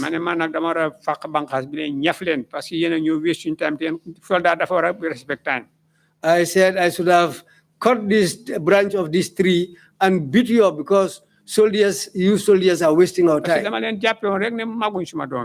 I just took them as age mates of my son. The chairman the National Consultative Committee, the National Clowns Committee. When the chairman called the National Consultative Committee as the National Clowns Committee, I became very angry that day. The Secretary General officer When the Secretary General has to call me into his office and tell me, well, calm down, calm down. Secretary to the Cabinet, Ablai Sala, Nyamina la joge, mu ñew fekk ma kër. Secretary to the Cabinet, Ablai Sala, is from Nyamina. He came to my compound. Li nga ba xam nañ ko. He said, well, all what you said, we know. Waaye fi mu ne. But right now, at this moment, so bàyyi rek réew bi tas. If you leave, this country will disintegrate. Just hold on to what you are holding. It's difficult, but hold on to that. But when I left, I cannot say that it was because of me leaving. But when I left, what happened at the Judicial? What happened at the Attorney General's chambers? I am not saying that I have the credit to stop that. Why one a difference of when I was there and when I was not there. But everybody saw the difference of the time when I was there and when I was not there. Difference, and that difference, money. That's the difference which went to a level. So I said to myself, it is not worth it. Let me leave. I said, but if I leave, things will be worse. I'm the minister you buy on. There were some ministers who left. They were dismissed. They had to run. If they didn't run away and leave the country, they would have been killed. It went on up to 20 years. They came back to the country. As for me, but for me, everybody from Sambang is proud of me. Apart from Allah, they all have their hopes on me. I cannot run. It's too late for man buy. That's why I stood in Farafenye and said that it is too late for me to leave the country. Why so man jobot? But my family, and they know that what I can do, and with Allah's help, I went with all the three of them, and we boarded a plane and went with them to England, and I enrolled all of them into universities. My father. Papa, 1 shilling more than school fees a month. And in those days, it was 1 shilling per month, which was school fees. 9 months, you pay shilling, $2.25 butus. We pay for 9 months. You pay $2.25 butus. For 4 years. For 4 years. After 4 years, it was all scholarship. Because after 4 years, it was all scholarship. $40. It was even below $40. That's what he spent on me for school fees. High school, university. But I tried. I took them to high school, up to the level of university. That's the time when I said that, well, Allah has accepted my father's prayers. God has blessed me. God has blessed him. When we were farming in the farms, they were sweating. He was sweating. He did farming to the level of being sweating. I took his hoe from him. I told him, go and sit under the shade of the tree. He stood up and looked at me, and he was shaking. He said to me, you know me in Nderi Mbai. But you, Fafa, you will not be a farmer. loolu rek moo ma daan yóbbu. That's all what was taking me, inspiring me. waaw lii moo doon di difference si suma nature and my orientation ak ñeneen ñi ma xamul. This was the difference of my nature and the others that I didn't know. du may give up nag. I don't give up. su ma doon give up New Zealand lay am. If I am somebody who usually easily gives up, I would have given up in New Zealand. Dama dal New Zealand. But what happened to me in New Zealand? dafa mel ni fetal. It was just like a gun. dama catapult. It catapulted me. moo tax ma mun a def Angleterre la ma fa def. This is why I was able to do what I did in the United Kingdom. noonu laa mel nag. Man, I am like that. yàlla laa si sant. ak niñ ma yare. But all I thank Allah and the way I was brought up. Thank you. Thank you. Absolutely. Thank you very much. Okay, Fafa, if you have any remarks, final remarks to make, Jërëjëf please Fafa. proceed to do so now. su fekkee ne am nga benn kàddu boo xam ne loolu nga bëgg a karal pour jeexal sa CDA bi mu nga wax léegi. Thank you, Mr. Chairman. Jërëjëf Mr. Chairman. Mr. Chairman. Mr. Chairman. Commissioners. Lead counsel and his able team of advocates. Lead counsel ak liggéeykatam yi nga xam ne dañ set loxo man seen liggéey. The executive director. Executive director. And the entire staff of the TRRC. ak liggéeykat yi nekk yëpp TRRC fii. I'm grateful to you all. ñoom ñëpp kontaan naa seen mbir. These are my concluding remarks. lii mooy suma kàddu yu ma gaaral pour jeexal waxtaan bi. Firstly, njëlbeen. did the decrees respect the rule of law? Decree yi nii ndax màggal nañ loi. There are two elements to this question. ñaari mbir la ñaari fànn moo am si laajte boobu. That need to be considered carefully. li nga xam ne war nañ ko seetlu bu baax. The decrees in their literal meaning. Decree yooyu liñ tekki. And two, ak ñaareel bi. the purpose of which they were trying to rectify. li tax ñu génnee leen pour liñ waroon a aar. It is a question of judgment. dafa des rek comme nit ki ni nga ko dogalee. which can only properly be answered. li nga xam ne mun nga koo tontu ci anam bu wér. when put in its right context. si fekkee ne tëral nañ ko comme nam jubee. It is also a double-edged question. waaye nag laajte la boo xam ne dafa am ñaari tontu. which can cut both ways. mun naa dem ci ñaari fànn yooyu yëpp. At a practical level. te ni mu mun a doxee si fekkee ne mbir la boo xam ne da nga koo doxal. when considered literally. boo ko seetloo bu baax loo xam ne ànd na xam-xam. some of the decrees. yenn decree yooyu. had affected individuals. gëte na ay nit. and some of their rights were violated. ba pare ni ñooñu yàq nañ seen élève comme ni doomi adama lañ. but the equity in the purpose of the decrees. waaye la nekkoon foofu ci decree yooyu la nekk seen gannaaw. was to address the serious and systematic abuse of human rights. mooy pour ñu fanxa yàqa yelleefi doomi adama yooyu. through corrupt practices that had held the nation at large. comme ni jëf-jëf yu bon yi nga xam ne ñu ngi leen doon di def ci biir réew mi fii. to ransom denying the citizens the fundamental right to a decent standard of living. pour mun a ekkati waa réew mi seen dund ak seen taxawaay mun a baax comme ni mu waree. in an underdeveloped economy. ci ci koom-koom boo xam ne àggutoon fa mu waroon a àgga. good healthcare. ak wér-gu-yaram bunti wér-gu-yaram bu baax. good education. ak bunti xam-xam njàng boo xam ne baax na. food sufficiency. ak dund bu doy. clean water. ak ndox mu set. clean environment. ak suñu waruwaay bu set. and good infrastructure. ak bunti place yu baax yi nga xam ne ñu fi ñoo liggéeyee fi ñoo dëkkee mu nekk ay place yu baax. as a jurist. comme nag koo xam ne moom bunti luwa la moo liggéey. a law that violates fundamental human rights is bad law. luwa boo xam ne dafa yàqal élève doomi adama luwa boobu mënut a baax. ultimately the answer to the question may become a moral one. comme que nag si noonu la mel tontu pour laajte boobu mun naa nekk mbiri xalaat pour xel. one, a moral one, because to an extent morality should have a role in the application of laws. parce que boo seetee loolu njub dafa war a am place ci li luwaay di doxee. And there is perhaps a case that the argument may be even stronger for developing and underdeveloped countries, where instances of state capture can cause untold and unnecessary sufferings on millions of people. te boo seetee pour màggal réew bi ni mooy yokkutee am na yoon waaye nag am na yenn yoo xam ne boo ko doxalee mun naa isi coono bu mag ci réew. Moral philosophers ñi nga xam ne seen xalaat dafa yaatu ñi nga xam ne borom xam-xam lañ have approached the question in two different ways. ñoom seet nañ laajte boobu ci ñaari anam.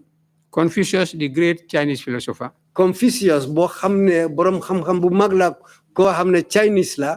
and George Stuart Mill, ak George Stuart Mill, who contrary to his master, Jeremy Bentham, koo xam ne magam wala ki ko jàngal Jeremy Bentham, whose philosophical orientation was it is the greatest good for the greatest number, is the best thing in life. moom li mu wax mooy li gën a baax mu am pour ñi gën a bari moo gën a baax. But John Stuart Mill, his student, waaye ki mu jàngal talibem John Stuart Mill said it is better to be Socrates dissatisfied than a fool satisfied. mu ne li gën mooy pour fexe nga amal sa boppa nga doylu yow sa boppa moo gën pour jéem a def pour ñeneen ñëpp satisfy. But Mill's point, which I want to emphasize, waaye Mills moom li mu wax li ma bëgg a dëgëral is when he said, do as you would be done by. mooy defal comme na nga bëggee pour ñu defal la. They believe that you should ask yourself how you would feel if the situation were reversed and the law applied to you. ñoom li ñu gis mooy yow sa bopp naka ngay mel si fekkee ne loi yu olbati nañ ko def la comme ni ko yow comme niñ ko defee keneen. Immanuel Kant's approach was not that different. Immanuel Kant kooku moom it yoon bi mu jël ute wuñ bu baax. But was more pointed. waaye loolu moo gënoon a taali daal. He said, moom mu ne. if it is wrong, su fekkee ne lu bon la. if it is always wrong. loolu kay dafa bon rek. If we contextualize this, loolu boo ko jëlee nga taxawal ko. it means mu ngi firi ne. if by applying the law literally, su fekkee ne ñu ngi doxal loi comme nam amee. someone's rights would be violated. am na ñi nga xam ne day dinañ yàq seen élève. It is always wrong and the law is bad. te loolu nag lu bon la te loi bi tamit baaxut. But Jeremy Bentham waaye Jeremy Bentham advised that you look at the purpose, yaa ndigal na ne seeral mbir mi li tax ñu taxawal ko. the result of the law. loi boobu lan la firi. Meaning, moo tekki. what is best for everybody li nga xam ne moo gën pour ñëpp. in the end. fa moo mujjee. What is best for everybody in the end? That is the main question to ask. li nga war a laajte mooy lan a gën pour nit ñi yëpp fa moo mujjee. If what is best for everyone would be adopting a corrective measure, su fekkee ne pour li gën pour nit ñi yëpp su fekkee ne moo war a tax ñu jël yoon boo xam ne mooy yoon bu jub. would lead to a developed economy. loolu dinañu yóbbu pour suñ koom-koom bi gën a dem kanam. Good health care for all. ñëpp am wérgu yaram bu baax. Good education for all. ñëpp am bunti njànga bu baax. Clean water for all. ndox mu set ñëpp am ndox comme nañ ko buggee. Clean environment with infrastructure. li ñu wër yëpp nekk lu baax ak place yëpp nekk place yu baax comme niñ ko buggee. Food sufficiency for all. ñëpp am dund bu doy. Jeremy Bentham would say that the greater good of the majority is better. kon Jeremy Bentham dina wax ne li gën pour nit ñi yëpp kon nag loolu moo gën. When I agreed to accept the position of Attorney General and Minister of Justice, so loolu man nangu pour jël place yi Minister of Justice ak Attorney General. my intention was to serve the nation to the best of my ability. lim mooy woon suma kéenee mooy ma liggéeyal suma réew comme na ma ko munee nam gënee. I believe also to an extent te gëmoon naa ne tam ba si appa boo xam ne. that the initial intentions of the members of the AFPRC were also well-meaning for the nation. gëmoon naa ne AFPRC kéenee bu njëkka bi mu amoon bi ñoo taxaw dama fogoon ne loolu moo gënoon pour réew mi. It was never my intention to enable a dictatorship, either wittingly or unwittingly. musuta nekk suma kéenee pour ma taxawal nguuri jaay doole. yëg naa ko yëguma ko wala xam naa ko wala xawma ci dara loolu nekkutoon suma kéenee pour taxawal nguur yi jaay doole. Far from it. dafa sori loolu sax. I was not the architect of the decrees referred to since then. Man Since the proceedings of the commission. Bokuma won si decree yoyu nga xamne ñoy decree yu graw yiñ taxawalo nonu depuis bi commission bi taxaw. I was not the architect. Te man nekum ne man ma len joxe man ma len gene taxawal len. And I did not enact them. Te man jagaruma len be taxawal len. But I accept some responsibility. Why dina ci jël en some of them.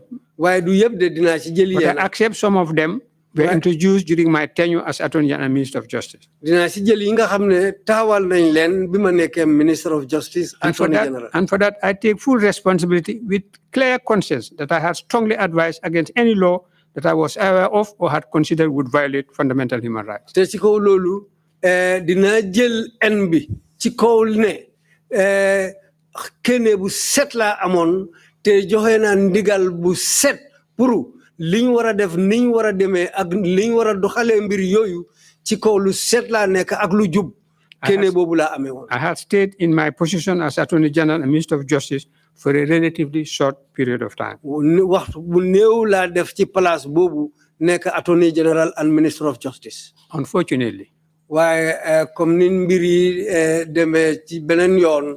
The table turned when greed and self-interest took over the priorities of the members of the APRC. Table bi wecceeku na bi ñàkk a doylu ak xalaat yu bon yi duggee ci mbir mi. And they betrayed the people by discarding into the waste bin their initial wholesome and honorable intention of nation building. Ci lañ dellu def ay yu bon ñu yaxa digle yiñ joxoon nit ñi ñu ñëw jël loolu sànni ko ci dosbin bi jël seen yooni boppa comme ñoom nañ ko buggee. With that, I parted company with them in acrimonious circumstances. Ci kaw loolu nag moo tax ma tàggoo ak ñoom te tàggoo boobu mu ngi demee ci anam bu ñaaw. And at great risk to my personal safety when they saw me as an obstacle to self-perpetuation. Te loolu man ko gis ne man suma boppa ni ma muccee looloo tax ma jël loolu te ñoom ñu ngi ko gisee ne man nit laa koo xam ne xëy na ñoom dama bañ seen yoon. I have suffered. Man sonna naa de. Some have suffered. Ñeneen ñi tamit sonna nañ. You have all suffered. Ñun ñëpp sonna nañ. Some more so than others. Suñ coono bi nag dañ ëppante. If in the course of my tenure as Attorney General and Minister of Justice, bi ma nekkee Attorney General ak Minister of Justice waxtu ba ma fa nekkee. If I had offended anyone in the execution of my duties, képp koo xam ne tooñ naa la bi ma def suma liggéey boobu. I extend my sincere apology. Mang la baalu di la ñaan di leen baalu. And in turn, forgive anyone who may have offended me. Te man balal na képp koo xam ne tooñ nga ma. Mr. Chairman, Commissioners, Mr. Chairman ak Commissioners, Lead Counsel and his able team of advocates, Lead Counsel ak liggéeykatam yi nga xam ne man nañ seen liggéey. The Executive Director and staff of the Trrc, njiiti Trrc Executive Director ak liggéeykatam yi. the media and fellow Gambians. Bunti xibaar yi nga xam ne ñu ngi fi nekk ak waa Gambia yëpp. I'm grateful to you all. Kontaan naa seen mbir yéen yëpp. For the difficult but noble service you are all giving to our country and people. Pour liggéey bu jub liggéey bu baax liggéey boo xam ne dafa am orma li ngeen di defal réew mi. And especially for the opportunity being given to all of us. Pour surtout yoon bi ngeen ñu ubbil ñun ñëpp. Providing a historical record of this dark period in our history. Pour ñu ñëw wax li nga xam ne mu ngi aju ci suñu taarixi réew mi. Pour ñu wax waxtu boobu nga xam ne lëndëm mu ngi woon ci réew mi. So that together and Gambians yet unborn. Pour ñun ñëpp ak Gambian yi nga xam ne judooguñ. We'll work with patriotism and service to our people and loudly proclaim never again. Dinañ dox ak puugar ba pare ak kóolute ak yaakaar ne lii façon boobu du amati ci réew mi. I am most grateful to God the Almighty. maa ngi gërëm Yàlla mi ma jagar. For providing me the opportunity to have served my country in the offices I was privileged to have occupied. Pour yoom bi ma Yàlla jox ma liggéey ci bunti office yoo xam ne office yooyu la ma Yàlla ubbil ba ma mun a def liggéey ci office yooyu kon maa ngi gërëm Yàlla ci kaw loolu. And also for having guided and protected me ak ci during this kaw difficult period. yàlla moo ma aar wan ma yoon mu tete ma ci waxtu boo xam ne waxtu bu naxari la woon.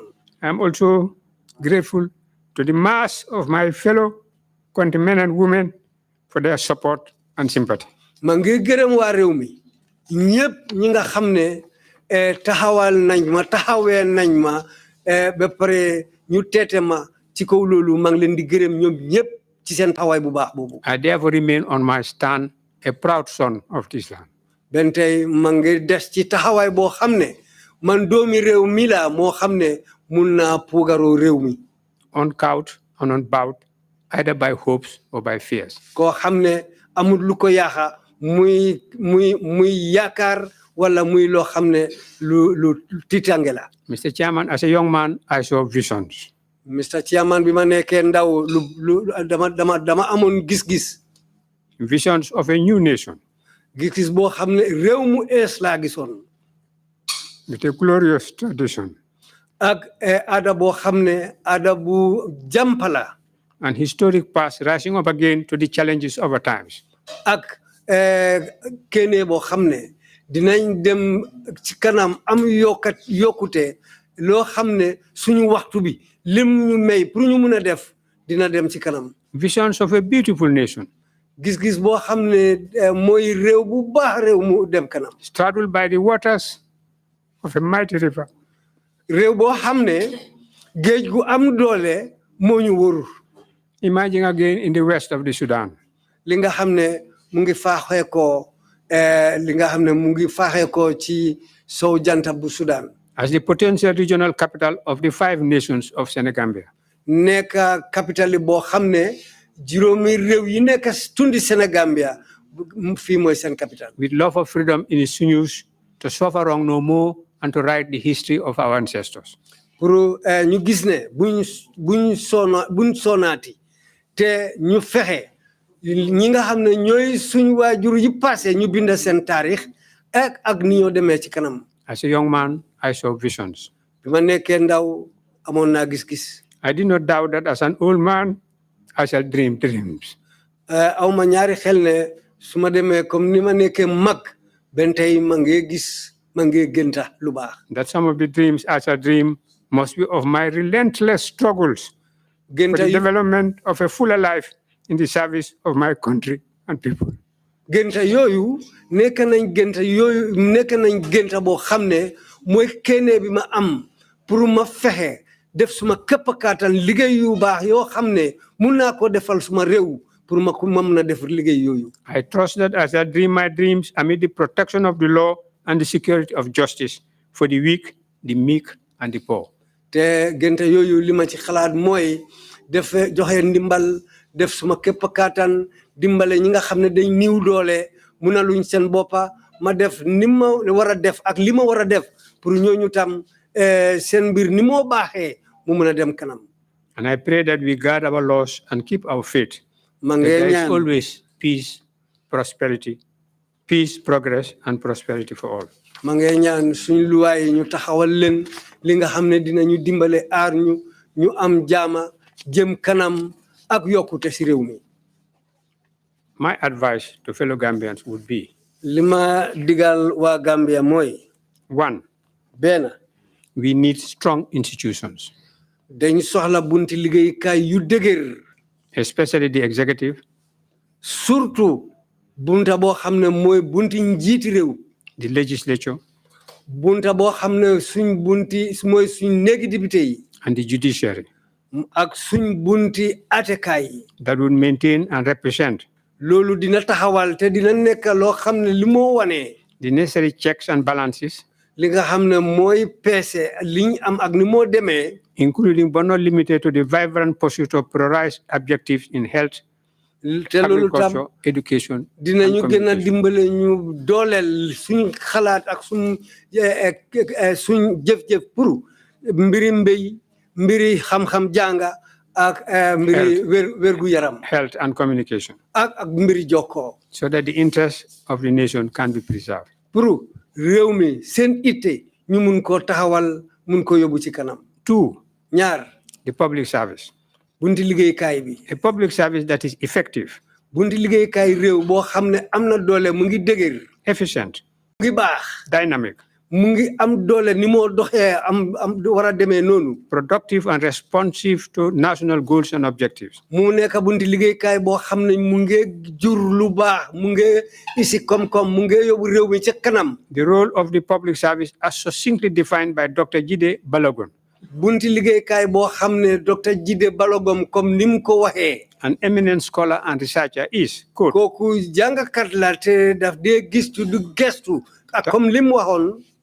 to address the challenges of growth and development. pour lépp loo xam ne texa la wala loo xam ne dafa isi problème ci jëm kanam ak yokkute. In order to transform our natural resources into goods and services. ni ñoo fexe pour ñu isi wecci li nga xam ne moo ñoo isi luñ soxla liggéey bu baax ak niñ ko war a defee. That revolution of rising expectations that come with political independence. comme ni nit ñi tamit seen ité seen xalaat ak li nga xam ne mooy ñëw ak suñ ami boppa ni moo demee. comme loolu yëpp mu taxaw dëgër. ñetteel bi. There should be effective policies to increase the level and quality of the education and awareness of our people.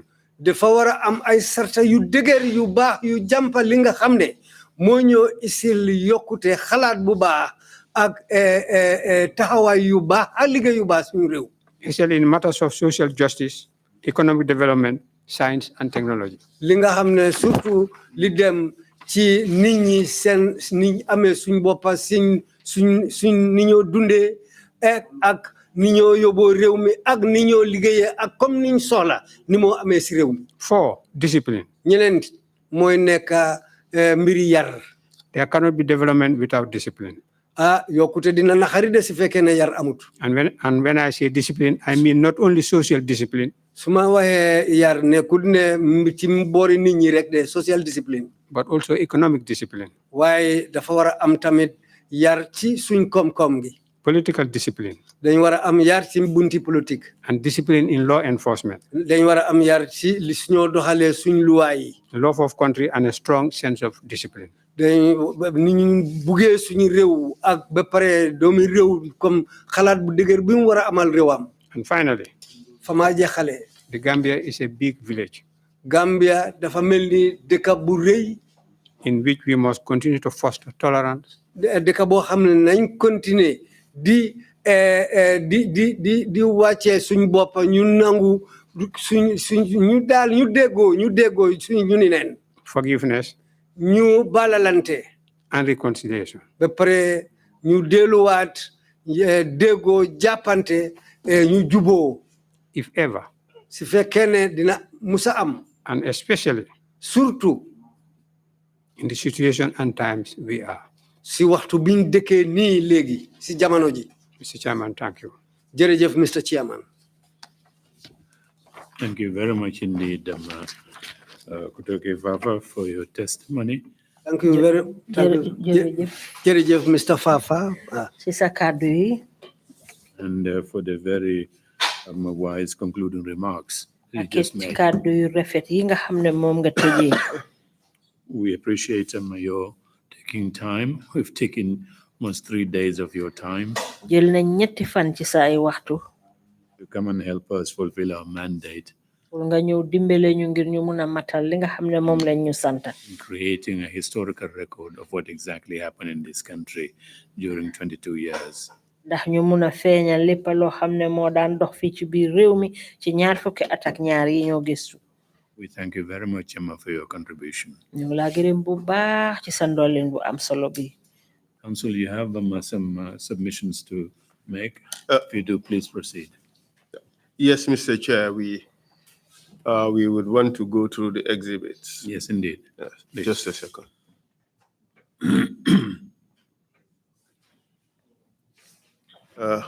Mr. Mbai, we have gone through quite a number of materials which we need to include in the record by us as exhibits. I mean, you would have to decide which ones you want. Two important ones would be, Mr. Chair, the audios that were played before the commission. The first one is by Elizabeth Oheni. Yes. And the second one is by Robin White, which Mr. Mbai would be kind enough to provide to the commission. Copy, yes. Yes. We also have your statement on the military decrees. I would want I was that. thinking we'll start with the first ones. Yes, I want to list them out. I'm just giving you examples, and you would let us know the ones you would want to put in, and then we would see how we do it. But first, we'd have your statement and your supplementary statement, which is your statement on military decrees.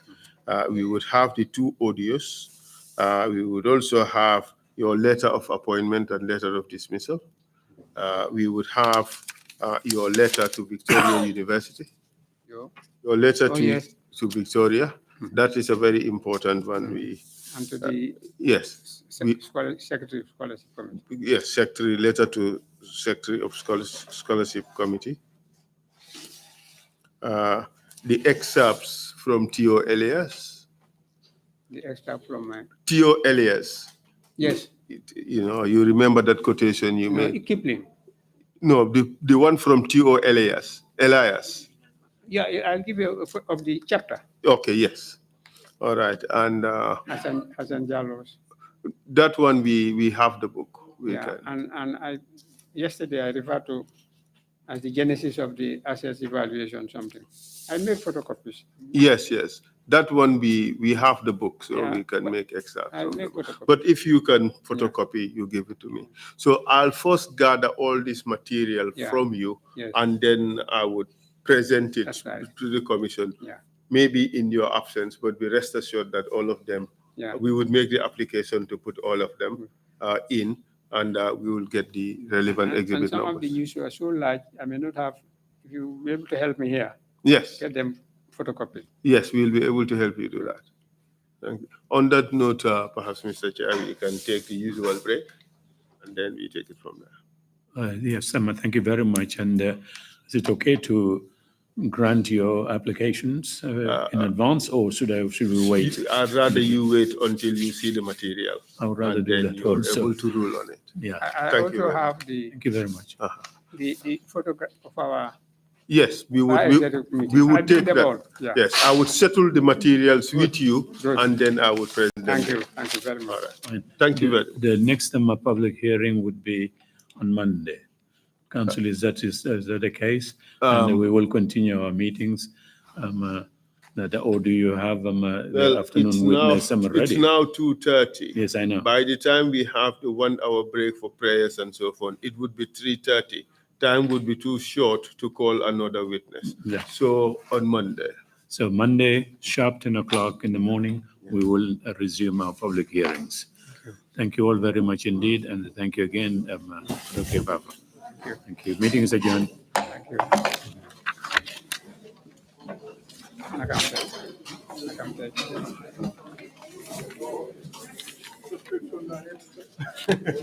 take.